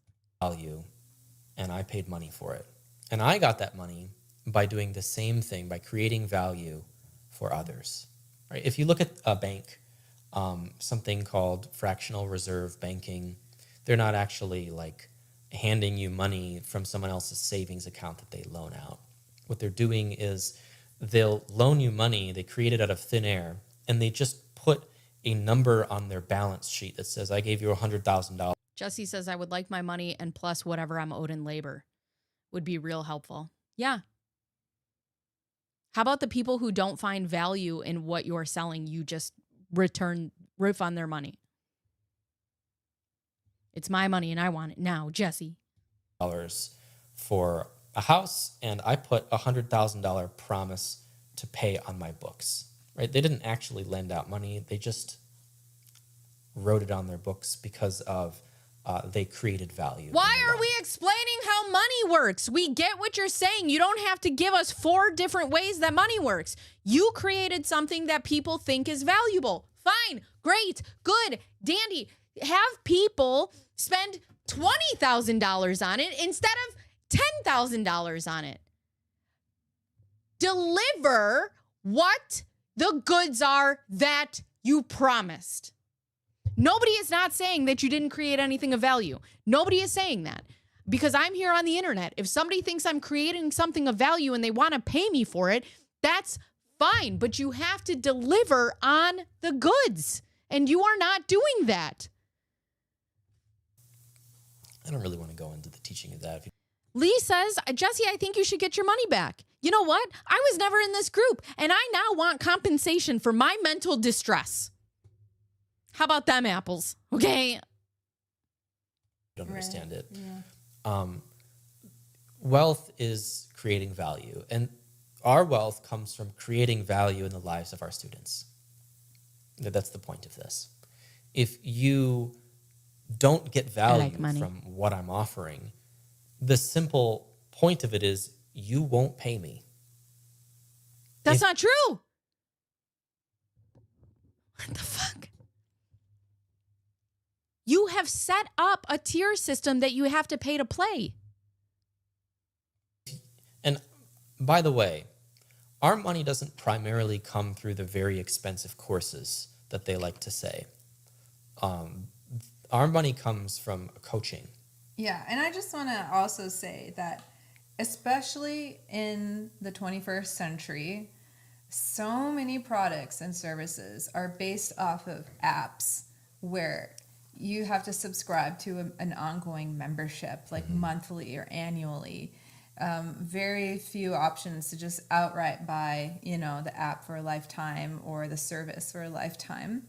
And actually, we don't operate that way. Like TFAS, you can either buy outright or you can get on like the monthly plan, and I think you pay it off within a year. So we offer, we'll finance it for you. Hold on a second. We're going to do a little research here. Okay. Let's talk about all the ways Twin Flames website. Let's talk about all the ways that Jeff and Shaleia can make money. Okay? Let's talk about it. So, here's what we have. Here's their Twin Flames. Reject. I will always reject you. Okay? Go down. Here's all their people. Great. I should take the test. Where are, let's see, products. Let's go to the products. Twin Flame, finding your ultimate lover. you can get their book for 3 different price points. Okay? Healing meditations for $15. Workshops, $111. Workshop, $123. E-course, $333. Life Purpose class, $555. Dreams Coming True e-course, $777. Installment, 333 times 3. Ascension School, $888. Twin Flame Ascension School, $330, whatever, $3,000, $3,333.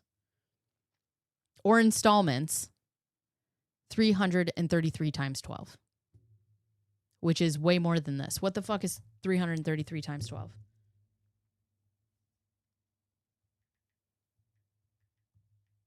Oh, look at that. If you want to put it on a payment plan and you want to have installments, you can pay $3,996. Life Purpose class. If you want to make installments or payment plans, $3,996. And the everything package, $8,888. Now, all of this is online, except for their in-person workshops. All of these are e-courses. You set it and you forget it.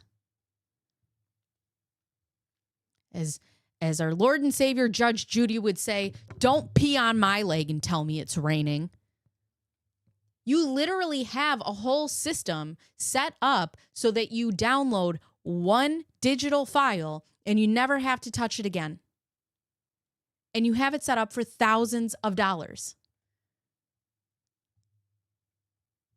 And I'm not saying that. That's directly from their website.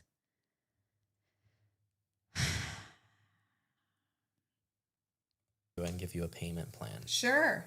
You can do it in installments, but like it comes to an end. You keep it for life. You're not and you keep it for life. You're not constantly. Let's see. They also have subscriptions. Oh yeah, they have meal plans. They have subscriptions. Paying us for subscription to watch classes. And you don't even need to buy that stuff to get the teaching. There's free stuff that gives you the whole teaching. There's really Then why sell it? And also, that's the dumbest business plan. You don't even have to pay me to get it. You can get it free over here. What am I watching? Mr. Pike, it is raining in my brain. Expensive stuff that gives you the teaching. Mm-hmm. So it's not even from our products that our real wealth comes from. Most of the wealth comes from coaching. And that's an ongoing relationship that you can stop at any time.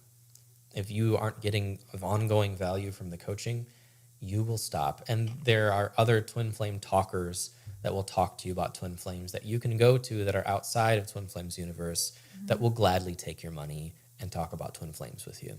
Sure. And you will also gladly take their money and talk about twin flames, won't you? What are you saying? That we have a sustainable, growing fortune. I love that his title here is A Message to Seekers, Skeptics, and Critics. Did you know I was coming?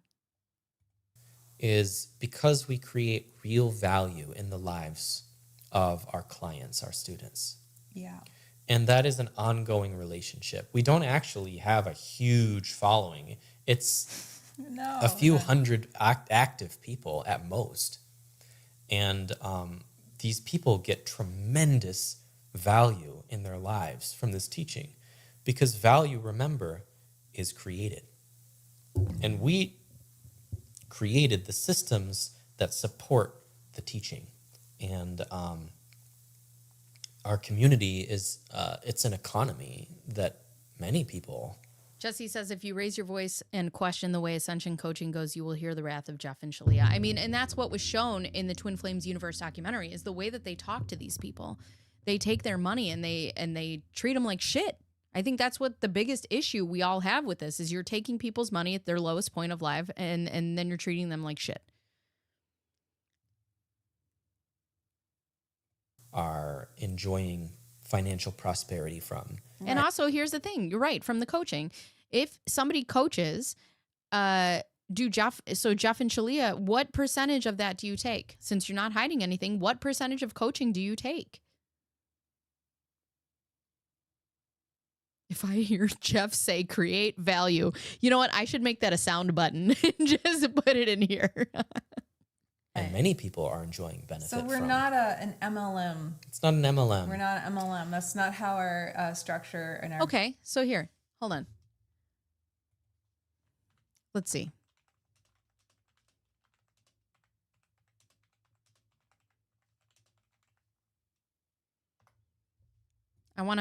We're going to talk about something. Multi-level marketing. It's a business model where you buy into a company, okay? I'm an outsider. I'm going to join Twin Flames. I buy into a company often with a starter kit or products. That would be the book. You make money in two ways. Then selling those products directly to people or recruiting people under you, which is your downline. What does that mean? That means you then become a coach. So you are now a coach so that there are people under you. If people you recruit then sell or recruit others, which means you would get people to coach under you because they're bringing them into Twin Flames, you also earn a cut from those people. Okay? Now I have joined Twin Flame Universe and now I have become a coach. Now I have people going out recruiting for other people to come into the Twin Flames universe. They come in. Now I coach more people. Now I'm making more money. Who's also taking a cut of that? Jeff and Shaleia. The higher you are in the tree or the pyramid, the more money you can make from the people below you. Most money usually comes from the recruiting, not the selling. They just said that. It doesn't come from selling these products. It comes from the coaching.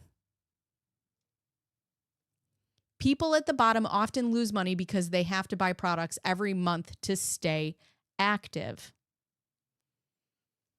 The more you buy in Twin Flames, it's like Scientology. The more you buy in Twin Flames, the higher you ascend. The structure looks like a pyramid, though MLMs claim they're legal because there is a product. Look at that. Jeff and Shaleia have products. For example, you sell $100 in shakes, you keep $20. You recruit your friend, they sell $100, you keep $20 plus $5 because they're in your downline.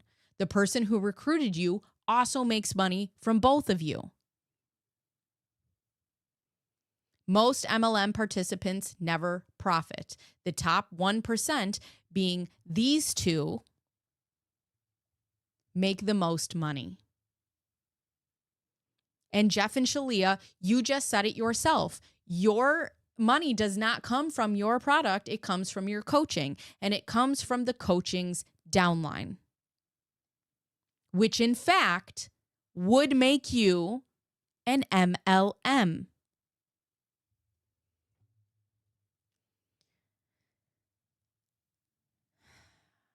Jesse says they also left out the 15% tithing to the church as a coach. So add 50 plus 15 equals 65% of entire income. Plus, on top of that, you have to put other income into Ascension School and into coaching and into all these things that they make, putting it back into their business model, the 1%. These two. business work. You know, and again, the reason that I'm making this video is because if one person from Twin Flames watches this video and then is like, wait a second, and stops spending their money and stop spending their time, and they can find their worth outside of two people who just want to exploit them for money, goal achieved. Goal achieved. works at all. People made that up. They Well, made a little crappy diagram about it, but It's not. it doesn't work. It's not how we work. It's exactly how if we're an you MLM, just then said it. Oh my God. You literally. Ugh. You just said that's how you work. You said we don't make our. You know what? Why am I yelling? Just let her say it again. support the teaching, and many people are enjoying financial profit. Not an MLM. We're not an MLM. Right. And many people are enjoying benefit. So we're from. not an MLM. It's not an MLM. We're not an MLM. That's not how our structure and our business works at all. People made that up. They made a little crappy diagram about it, but it's not. It doesn't work. It's not how we work. It's exactly how you work. You just said it. You make your money from coaching. In order for coaches to make money, they need a downline, which means they need people to coach. The more people they have, the more money they make, the more that you take. It is an MLM.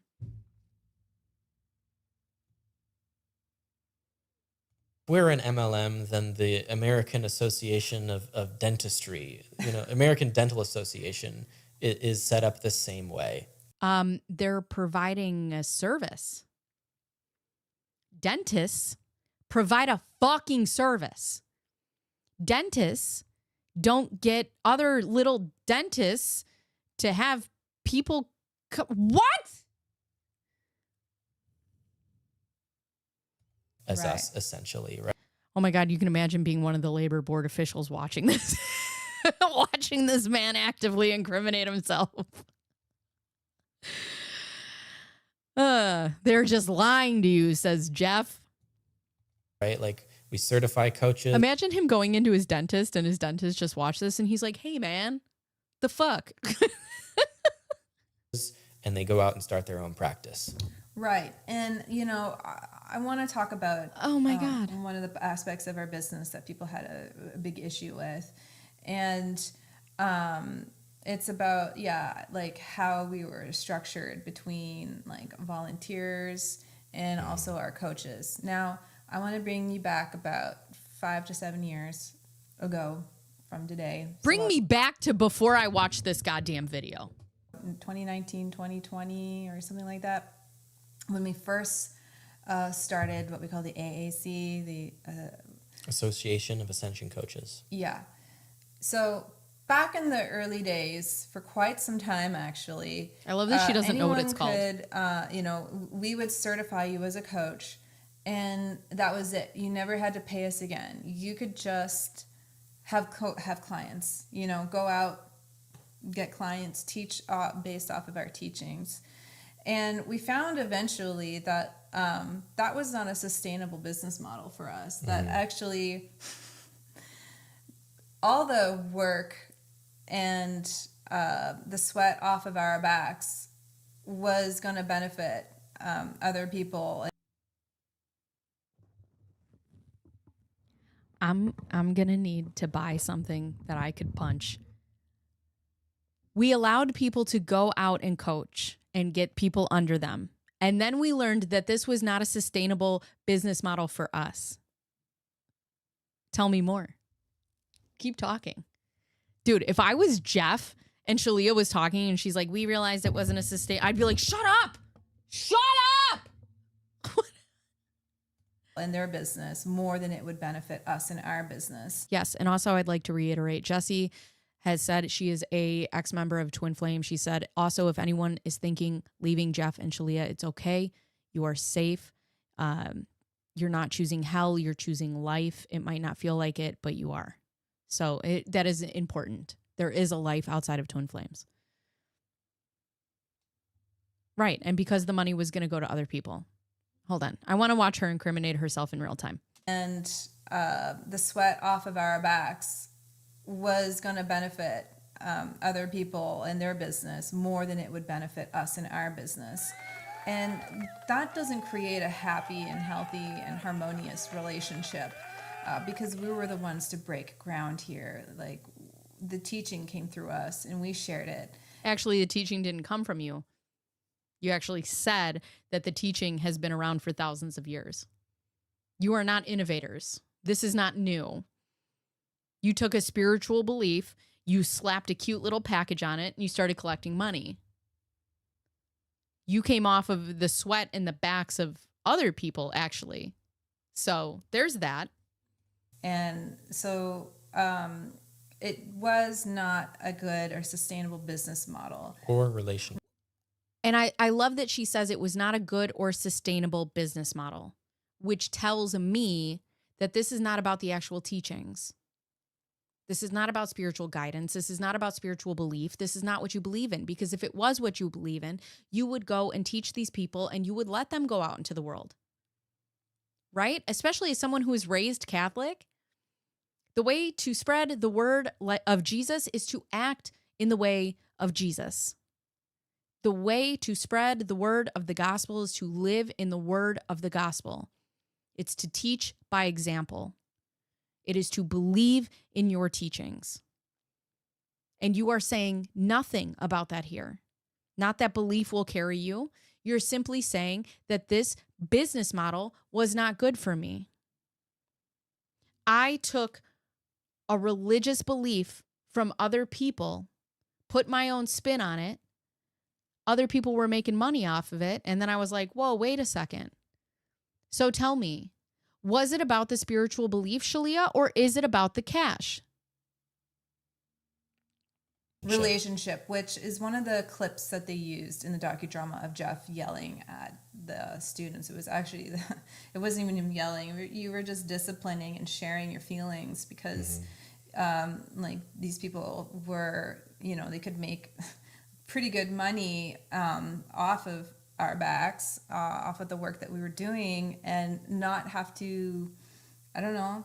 Well, their businesses subs. depended on us just the same. Just the same. It was So, an ecosystem.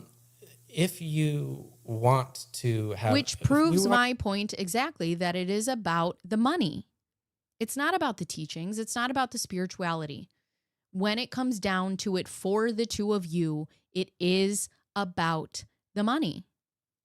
wanted to serve these people, our coaches, and we needed to have a healthy relationship to be able to continue the direction we were going. Exactly. And so they'll clip the media. Exactly. Jesse says there's no excuses for yelling. It's inappropriate to yell at people working for free for you. It's inappropriate for a boss to yell at, what are you, my fucking dad? Nobody in the workplace will ever fucking yell at me. Especially not this fuck-ass man with split ends. No, ma'am. No, ma'am.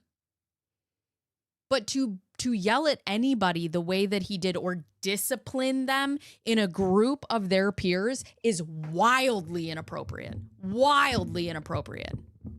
It clipped some, intense part of a passionate, intimate financial relationship that we're having together. It's like a family inside Twin Flames universe. Mm-hmm. It's real. It's honest. It's passionate. There's no professionalism. If you were wondering, I think the most money I ever made was like maybe $50 for my own Twin Flame business in the past. Jesus. Feelings. And you're allowed to express your feelings and have dialogue. Yeah, you can express your feelings and have dialogue without calling people fucking lazy or whatever you were yelling at them. And work through them. And the point isn't that we do or do not have intense feelings. The point is that we work through them together. We heal. We come out on the other side and we feel better.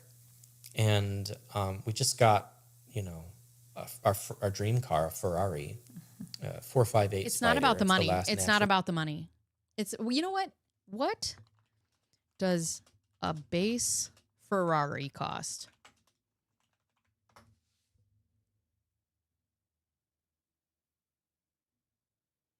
It's not about the money. We do not flaunt our wealth. You know what we got? A Ferrari. A base price approximately as of 2020, $218,000. It's not about the money.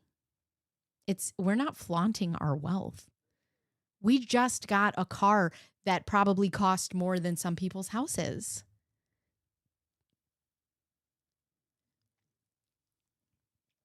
Here's the thing, Jeff. You wanted to be somebody so bad. You wanted to be somebody so bad. And then you got it. Mm-mm. Podcast how women should behave and brag about. Yep. Yeah. It's not about the money. But let me tell you about my car. Really aspirated V8 Ferrari. They ever Wait. made. What? Hold on. So the baseline is $200,000. Let me just see. We just got, our dream car, a Ferrari, 458 Spider. It's the last name. Okay. What does a 458 Spider cost?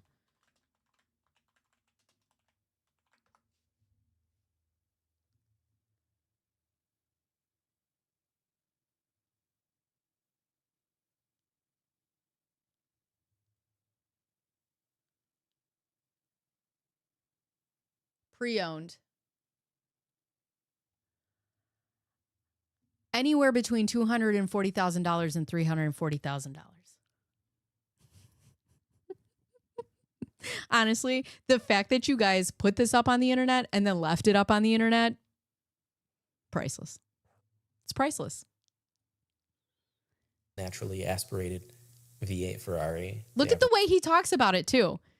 I have yet to see this man smile about his teachings. I have yet to see this man smile about his relationship with his wife. I have yet to see this man smile about the people that he works with in Twin Flames. But look at him light up like a little kid on Christmas when he talks about a Ferrari. Made. Super sweet. You can see it on our gram right now. You can see it on our gram right now, but we don't flaunt our wealth. But go check out our Instagram so you can see the car I drive. Because I'm fucking sick, bro. And it's an indicator of the ongoing success of our community and a testament to the power of our teachings and a reminder to... It is a testament to how much money you make off the backs of other people. In the back of a concept that you said was not originally yours to begin with. Imagine that. Two white people taking something originally from Indian culture and fucking capitalizing off of it. I love it. I think it's great. Good for you guys. And now you have a fucking Ferrari. Great. I think it's great. Our students and our coaches that this isn't going anywhere and that there is... How many of your coaches have Ferraris, Jeff?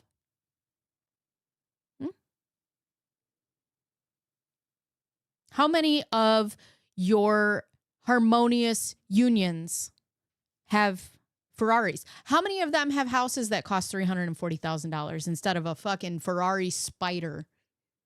How many? How many of your harmonious unions and your coaches are living to the same life of luxury that you are? I'll wait.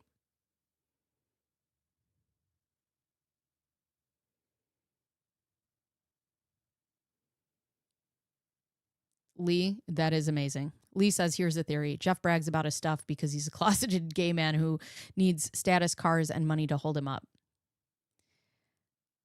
Says he left the Catholic Church because of all anti-gay teaching. But then they have anti-gay teaching in Twin Flames. So it's the same.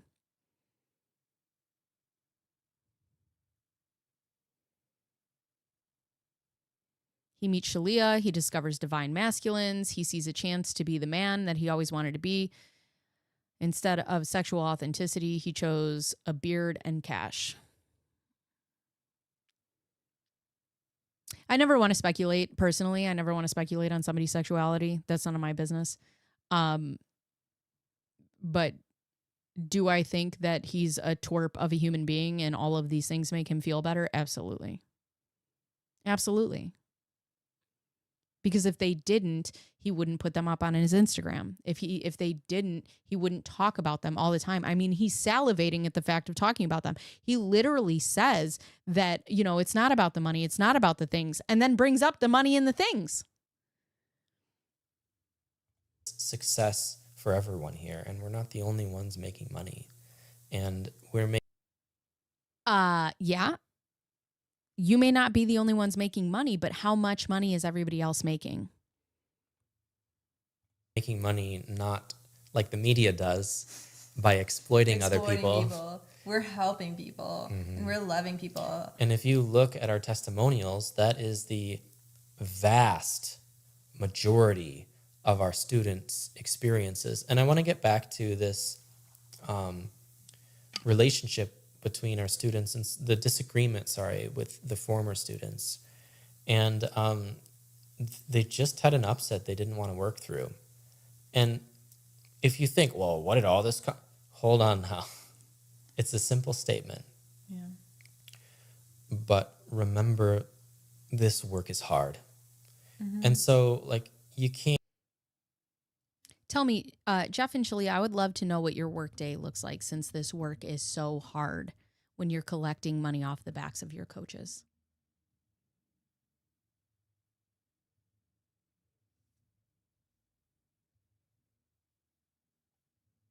Jesse says what Shaleia meant is we're exploiting people by saying we love them. You can absolutely exploit people by being kind to them. Can't. Jesse, yep, that's right, Jeff. I want my money back, but I'm not going to mirror it. The appropriate response is not to be upset at hurt people. And these people might want to say that we're the cause of their hurt, because it probably really feels that way. I understand, yeah. Because the nature of this teaching... Oh, he's good. Thanks for listening. We're finally getting to the core of it. We're getting to the core of it.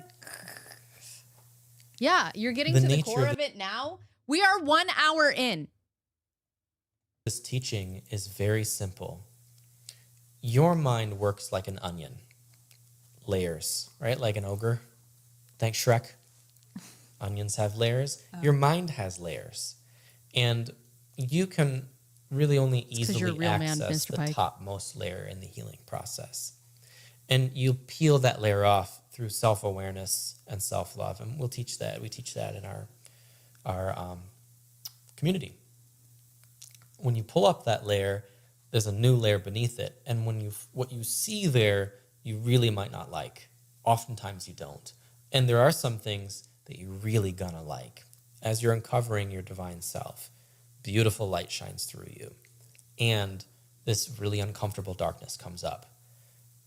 This is metaphorical in terms of dialogue. This is visceral in real lived experience. There is nothing like spiritual work. There is nothing more intense, more powerful, more difficult, or more rewarding than inner work. It's not for the faint of heart in the spiritual path. I have enormous respect for anyone who endeavors to do even a little spiritual work.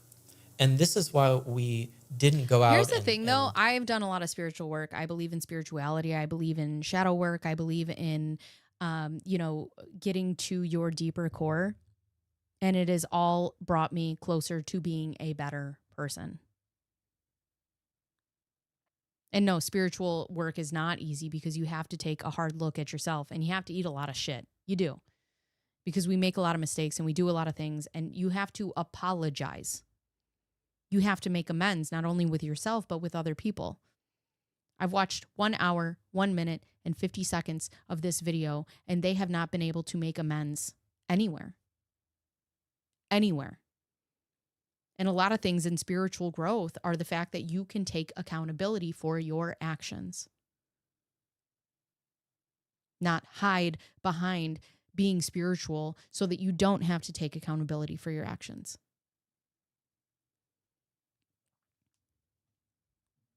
Say nasty things about the former students. We didn't go out and throw receipts or try to make... Actually, you did. Actually, you talked shit about them on your Facebook posts. and you laughed at their demise and you talk shit about them in videos and then you fucking sued them. What?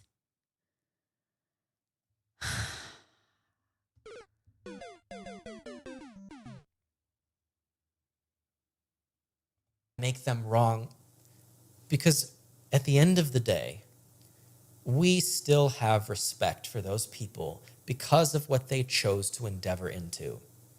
And we know how hard it was. You have respect and for how them. That's why you've sat here this entire time discrediting them. You've taken legal action against them. Even though you talk about how people's experiences are valid and their stories are valid. hard it is. And it's totally okay that they didn't want to continue. And we also have enormous respect for individual sovereignty and freedom of choice, which hilariously, media tried to say the opposite. Most of what they said about us was literally the opposite. And they have shown nothing, no receipts to make. See, and here's the thing. When you're going to come up against somebody like Netflix, or you're going to come up with against anybody who has physical receipts, you then should also be able to show your physical receipts. Yes? Why should I believe you? Because you got into a YouTube video and spewed words from your face? Where is your proof? Where are your receipts?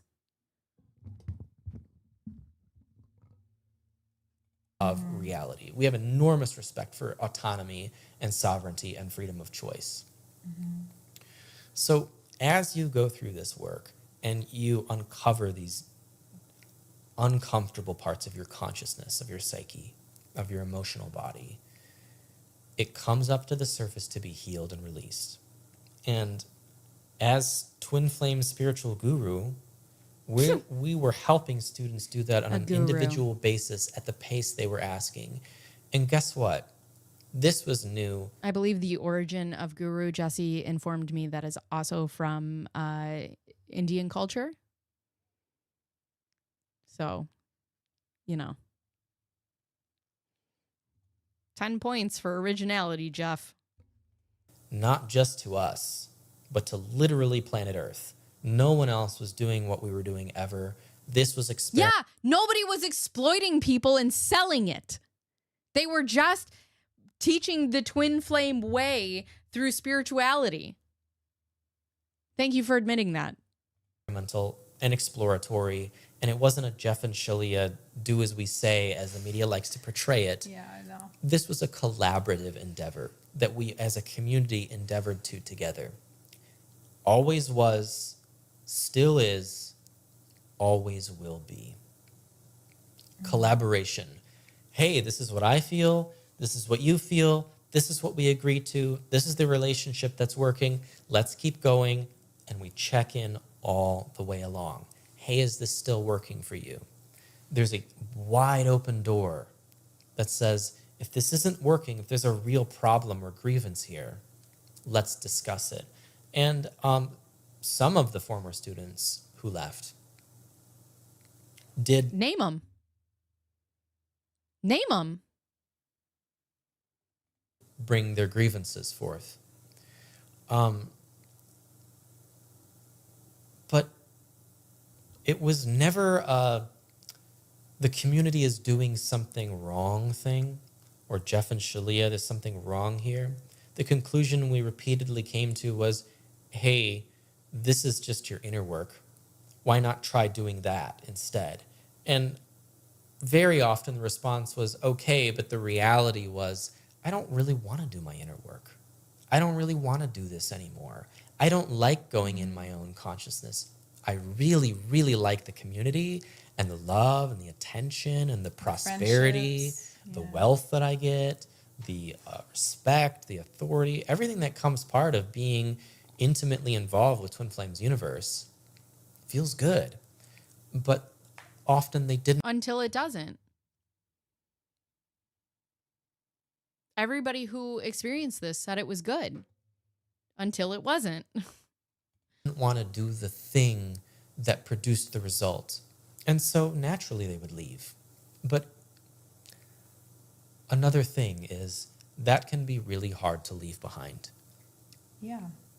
It's like leaving family behind, which is another thing we'll quickly get into later. We will, because it's really sweet It's really inside sweet the wall. Yeah, I'd love to talk about people leaving their families, Jeff. I'd love to talk about it. Walls of Twin Flames universe. And I say walls because there is a boundary, and you have to earn trust to get closer, just like you would in any community. That's a normal, healthy relationship. And I appreciate it, Jesse. And that's ingrained into the culture of our community, the teachings. I'm going to have to put this at 2 times speed for 2 reasons. Number 1, I think my brain is melting. And number 2, I have to go to the bathroom. Actually, you know what? Why don't you guys just chill right here for 1 second? Give me 1 second. I'll be right back.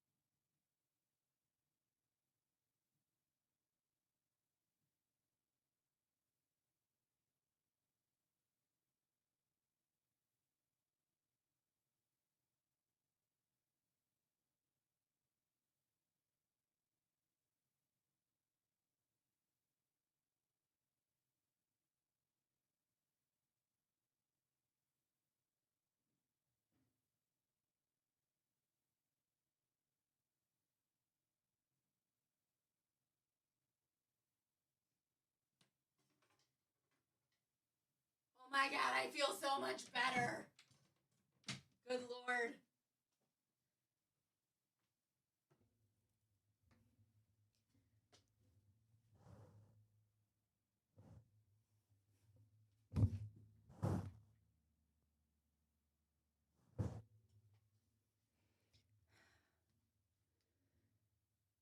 Oh my God, thank you. I drink so much coffee and water. Itself. But That also, gets you I need into to put harmonious this union. this speed. I've Totally had enough get of this it. shit. New cutting edge spirituality, new cutting edge. What is cutting conscious- edge about twin flames? You literally said that it's been around for thousands of years, and this is not a new concept, and that other people are talking about it, and that other people are doing it. I'm confused as to what you are. What is cutting edge about it? What are you doing so different?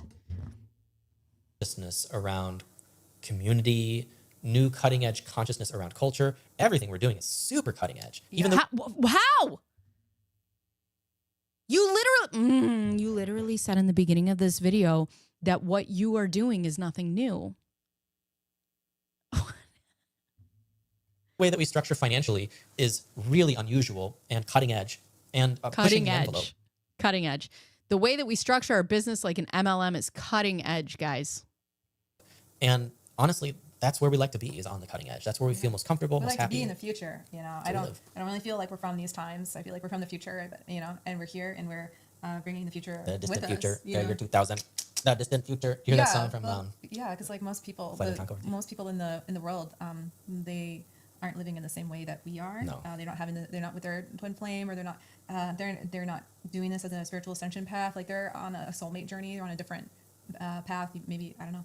Yeah, it's just different. not ready for their ascension Not journey. ready, and like that's okay. But like I'm here for the people that do want it, and I'm here for the people for like, you know, the 25th century. So to kind that will of get this. lay this final piece to rest here, ultimately, like, we want for you to do what you want. That's it. And we want for us to do what we want, so long as Look at the face he has when he says that. for you to do what you want. That's it. And we want for us to do what we want, so long as there's no harm going on. And there's never been any harm proven by anyone. Just stories taken out of context, manipulated for profit, Right. and fed to you as a sensational lie to get your attention Right. at the expense of the truth. Yeah. And for those of you who want drama, I promised you weren't going to get any You're here. not gonna get it here. If you were looking for drama, you might as well walk away. Sorry, it's not here. I got Actually, they nothing would've walked here. away like I it. got nothing from this video. Nothing. There is nothing of value in this video. Not really. I think that the most sensational and compelling story here is the truth. I think the truth is always the most Ooh, compelling so story juicy. by far. I know. And that's what we pitched to the media in totality with our whole hearts twice with Vanity Fair and CTV, and that they threw away completely. So here we are telling our own story in our own way. Hope you're enjoying it. You can leave if you want to.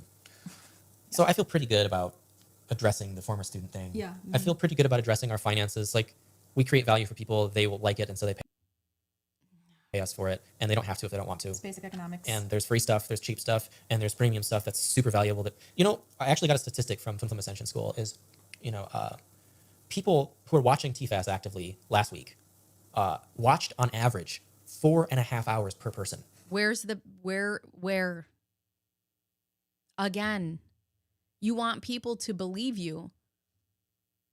We're just supposed to believe you because you're saying it? I got a statistic. Print it out. Where is that statistic from? Do you not own a printer? You own a fucking Ferrari. You don't have a printer? You can put it up on your screen in a neat little, like, boop. But nothing. Per Pretty week. cool. Right? And this is something you get for life once it's paid for. Not even Netflix do you do that. So, and people tell me, my students who have Harmonious Union years, 5, 6 Not even Netflix does that. You pay $10 a month for Netflix, which is $120 a year. You are charging people close to $9,000 for the full package. years later after they bought TFAS, got everything, still watch it. Still super valuable. It's mind-blowing how valuable this stuff is. Yeah. And we charge very low for what the reality of what you get is, and everyone says that who gets it. Yeah. So And everybody says that. I feel like I'm listening to Donald Trump. It's the greatest. Everybody says it. I can't do a Donald Trump impersonation, but it's the greatest. Everybody says. Everybody says. finance is good. Former students good. Especially like when you meet your twin flame and shit starts getting real, then you're like Oh, yeah. really grateful that you have TFAS Oh, and or an ascension coach as well, And a relationship with the community. and a relationship which with is the free, by the way. community. You don't have to pay for it. Yeah, of course, yeah. So you feel good. yeah, I'm just kind of like mentally cataloging here, like why us, good. What is our position on the media, having been dragged through it for 5 years? I think you're pretty clear on that. I wanted to address the former family member thing. Yeah, let's So do we that kind of briefly. touched on it. Did you want to lead here, or did you want me to lead? Well, I just feel like for one, I just want to say I have compassion for these family members, and I'm not just saying it. It's not a cop. Then why have you sued them? Yeah, I put it in 2 times because I got to get through this. I'm starting to get a headache from my lights and from this. So you have compassion for these family members who have come out and told their stories, and you've sued them. Real compassionate, Shaleia. Cop out. It's how I genuinely feel. I understand I'm estranged from my family, Yeah, me too. and so is Jeff, and it's Super it difficult. was an extremely painful experience. I am also estranged from my family, and it is super difficult.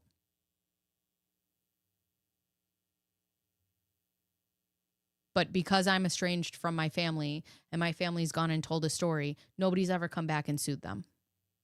It was not one I ever thought I'd go through or ever wanted to go through, but it did happen mostly because we had a clear clash in our value system, and I no longer fit within my former family system, and it was no longer compassionate for me to be in that family and for my family members to be around me, and they will agree with that actually. I They bet are they glad that would. I'm not in the family anymore. I caused them a lot of pain and suffering because I was awakening into my spiritual journey, and they didn't understand it. They didn't agree with it. They didn't like who I was changing and who I was becoming into, and my values started to change. They didn't want any of this for themselves. They didn't want it for themselves, and it's It's okay. It's not to say, I'm not telling you what you want and what you don't want. I just want to address what I see as the elephant in the room. And so yeah, first off, I understand your pain. Watching I'm it sorry sped for up it. makes it more But tolerable. secondly, we have never ever in our life told someone in our community that they need to leave their family.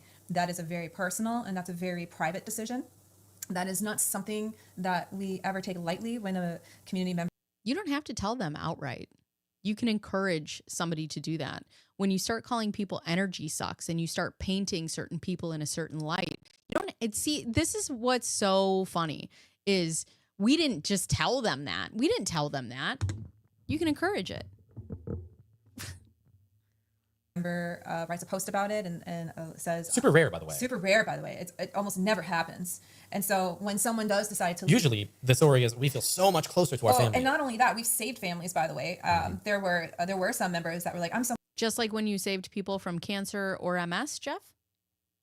mad at my mom. I'm never going to talk to her again, or my dad. Like, I'm leaving my family. And we're like, whoa, let's just think about it. Is there love there? Or is this just an upset? Can you work through this with your family? Or is this really completely, like, is this a reconcilable relationship? And is there abuse? Furthermore, we're just two people on the internet. So, like, you're not going to leave your family over us. Right. And even if you do, you can always just go back to them. Thank you, Jessie. She said if it's for life, why can't she get into her accounts? That's a great point. She paid for it. You didn't refund her money. Why can't she open her accounts?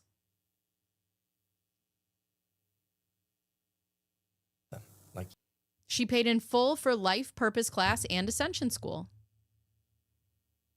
And you took her product back, so she should get her money back. I know. sorry, right? I was mean. Let's repair it. Sorry, okay, you're yeah. my son. I'm happy to repair it. Exactly. This has nothing. These grievances. So, first of all, the grievances that you have with your family members have nothing to do with us. And I'm talking to literally everyone. Yep. Your grievances and your relationships in your life have everything to do with you in your relationships. You are in complete control over your choices. No one else is. And it's insane to think otherwise. So while we have enormous compassion for the situation, we're not your problem. You're your own problem. And if you prefer to blame it on someone, I'm sure the Netflix character they created using me and my community is a really good scapegoat to place your feelings upon. Go do so at your content. Has nothing to do with me. Right.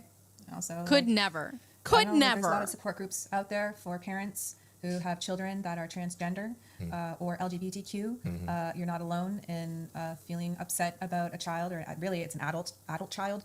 They're complaining about 30, 40 or plus I year know, old like these children. are literal adults, you know.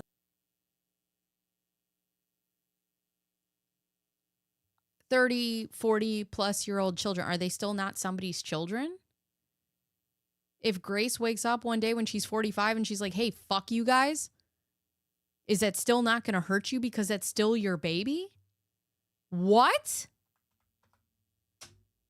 LGBTQ. You're not alone in feeling upset about a child, or really it's an adult child. They're complaining about 30, 40 or plus I year know, old like these children. are literal adults. You know, this Yeah. isn't a minor we're talking about, which would be a totally different story. But yeah, we have nothing to do with that. But there are support groups out there for parents that have transgender, LGBTQ children, adult children, or children, and there's a lot of resources out there for you. Definitely encourage looking into them. That might be something you could be interested in. If not, hey, that's cool. But I have nothing to do with your family member. It's between you and your previous family member, And I and think that's it. the only real conclusion you came to is we had a relationship before, and then they come and enter into Jeff and Shaleia's world, and now they no longer have a relationship with me. Sure. Logical conclusion. to draw. Sure, that's the thinking, right? But You have to erase a whole piece of what, as far as I understood, they communicated to you repeatedly. Well, I think you're not listening to your adult child, and I think you would need to start there. Of like, what are they actually saying? If you really want to repair the relationship. I don't think that they really want to repair But the I don't relationship. think so. That's not my sense that It's I got not, from the but situation. like from my they limited just want to perspective. blame us. Fine, whatever. But hey, Easy each their peasy. own. Yeah. Yeah. I feel pretty Okay. complete on that. Is there anything else you want to say on that subject? Oh no, we're good. Yeah. So I don't want to dwell on this. No. And that's another reason we didn't speak up. This has nothing to do with us. This has everything to do No. with the media and culture. Not our turn to talk. But it is becoming our turn to talk again. And we're not here to talk about cults and a drama and nonsense. What we are here to talk about is twin flames and spiritual ascension, God and unionism, and personal development, self-development. And that includes growing your wealth, which is the reason we share our wealth on the internet. Hey, I got this awesome Chanel bag. It represents me serving. You literally said you don't share or flaunt your wealth. God, I wish I could mark up videos.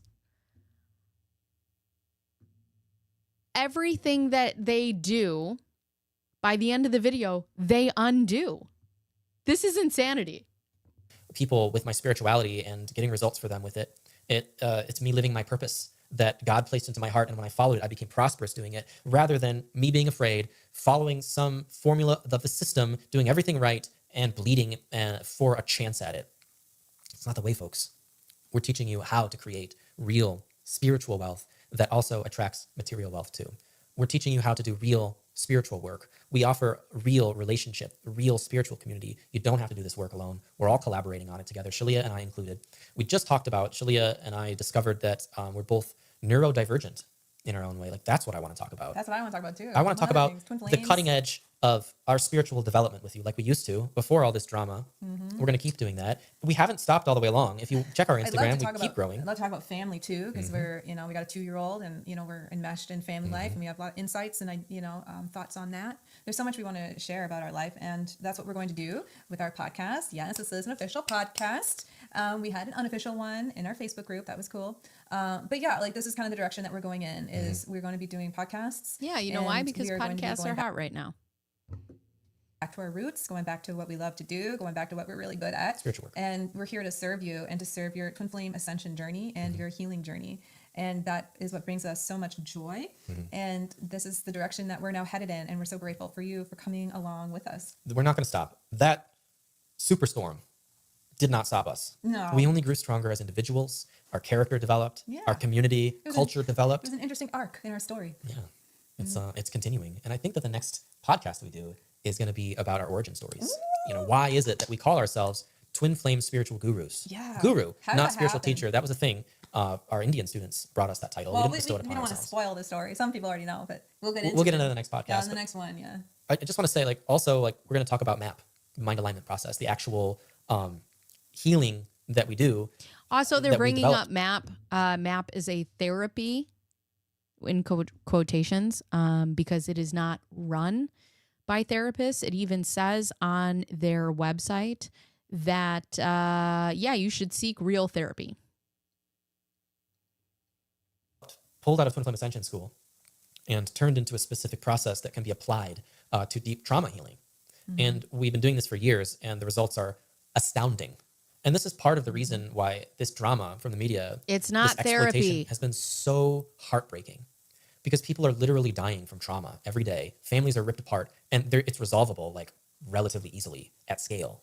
And we have the scientific data to prove it. And if you call us a cult and psycho cult leaders, you're going to write off any of the results we get as quackery.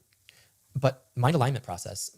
I talked about this in my video, and I will say this very clear. I have struggled with my mental health. Bad. For these two fucking morons to get up on a screen and say, oh, it's just easy. It's just easy to just make it better. It's easy. Just come to MAP, a place where we don't have real fucking therapists to help you.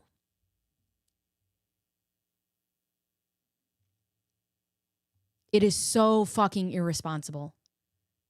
So irresponsible. Process.org, go to if you check it out.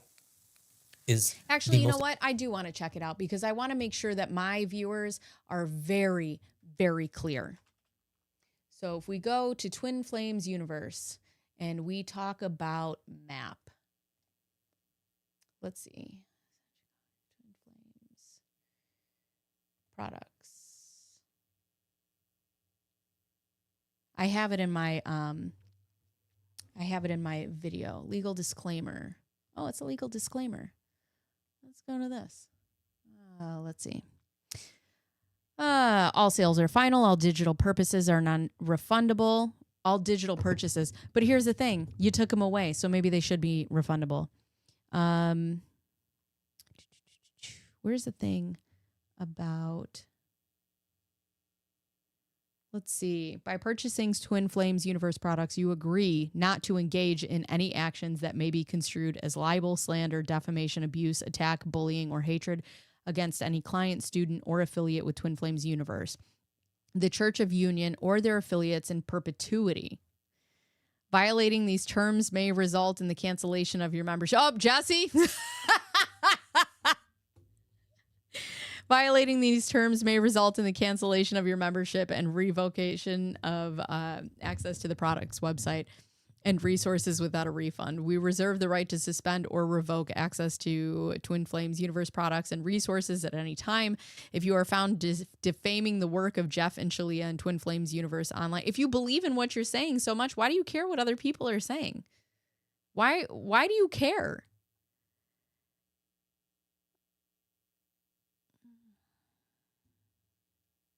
whatever. I just want to get to map. Where's map? That's all I want to know. Whoop, that's not what I wanted. Hold on a second. Where is map? Tell me they took it off. Here's home. It's not in here. Where is map? Tell me about map. Twin Flames. These are the unions. I don't need to know about the unions. I want to know about map. Before they change their website, I do have the map disclaimer in my long form video. So if you want to see it, I have it. It's there. It's highlighted. But it does say that, God damn it, where is it? Products. It's not in products.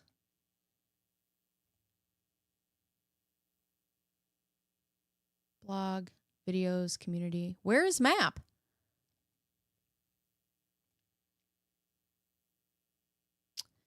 Huh. Let me see if I can Google. Only because this part is really what makes me upset, because it is so irresponsible to treat mental illness like this. Oh, this is a blog. This is not what I need. Oh, I guess I can't find it.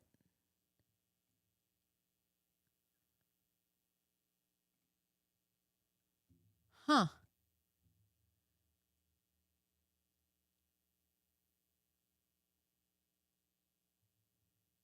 Oh, here it is. Mind alignment process. Okay, hold on one second. I want to go to all the way down at the bottom. All right, let's put this in here. How map works. Go all the way down to the bottom. Just so we can make sure. So I can show you guys. Disclaimer in terms of sale. So, terms of sale, everything's final.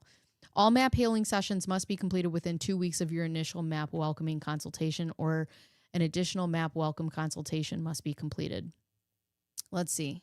Where is it? Here it is. Remember, they highlight it themselves. The diagnosis and treatment of PTSD requires trained medical professionals.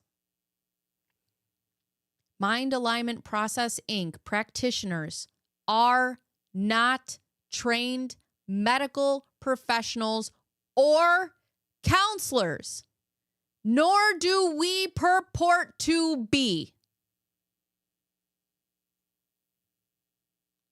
MAP should not be used as a substitute for seeking professional care for the diagnosis and treatment of any mental psychiatric disorders. Sorry. I can't read. They admit this is not therapy. They are not professionals. They are not licensed to treat mental health. And this is wildly fucking irresponsible. Wildly irresponsible. But let's hear it again about MAP, shall we? Scale. And we have the scientific data to prove it. And if you call us a cult and psycho cult leaders, you're going to write off any of the results we get as quackery. But Mind Alignment Process, mindalignmentprocess.org, go to if you can check it out, is the most effective trauma healing modality on the planet today. People are healing of complex PTSD and PTSD, and these are medical professionals who are... Why'd you poke me? No, they are not! And she just poked him. These are medical professionals. You say right here that they are not. Practitioners are not trained medical professionals. Oh my God, I hate you guys so much. Oh, nothing. What were you trying to communicate? No. Okay. Nothing. Yeah. I mean, Look at... Healing of complex PTSD And she's PTSD. like, shut the And fuck up. These are medical professionals who are... Why'd you poke me? Oh, nothing. What were you trying to communicate? No. Okay. Nothing. Yeah. I mean, yeah. Sorry. Just I am sensitive. getting tired though. So tell me, Shaleia, tell me, Jeff, are they medical professionals or are they not? Because your disclaimer says that they absolutely are not. But then you get in the stupid fucking video and you're like, they're professionals. No, they are not.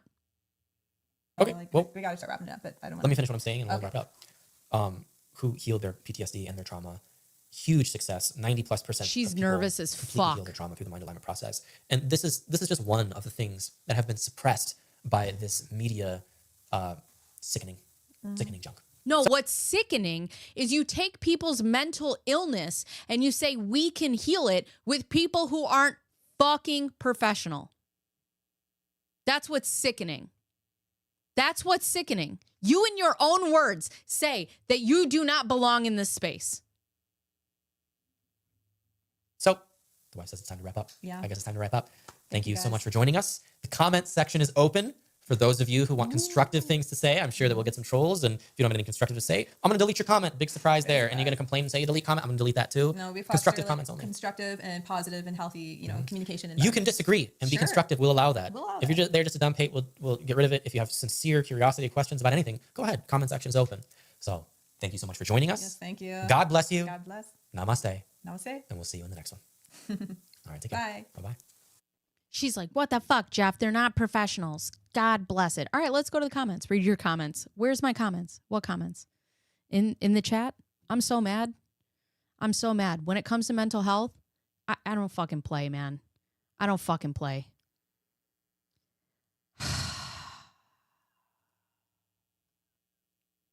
These fucking idiots. All right, let me see where the comments are. I don't know why it's not showing them. Hold on one second. Thank you for hydrating. Sorry, guys. Look at my messy background. Ugh, she's horrific. But I got something coming. Just bear with me here, okay? I promise it's going to be so cool. Super cool.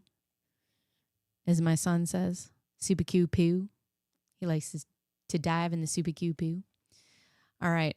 Let me see this, though. Okay. Jesus, God almighty. All right. Let me go here. Oh, where are the comments? The fact that we got through that. All right.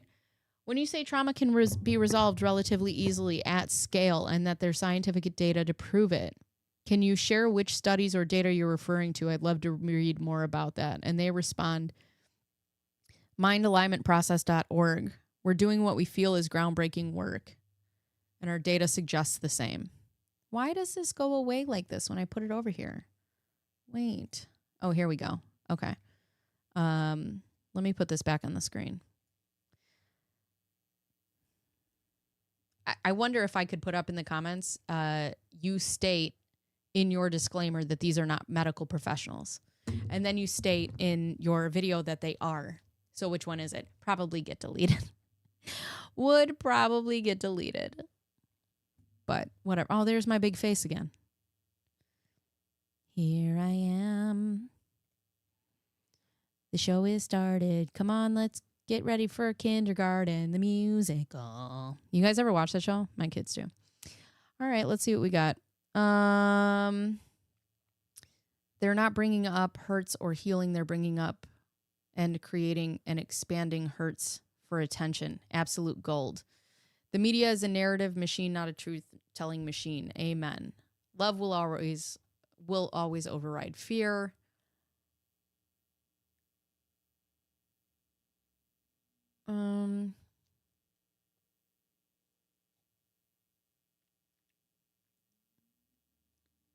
All right, so this is just people gassing them up.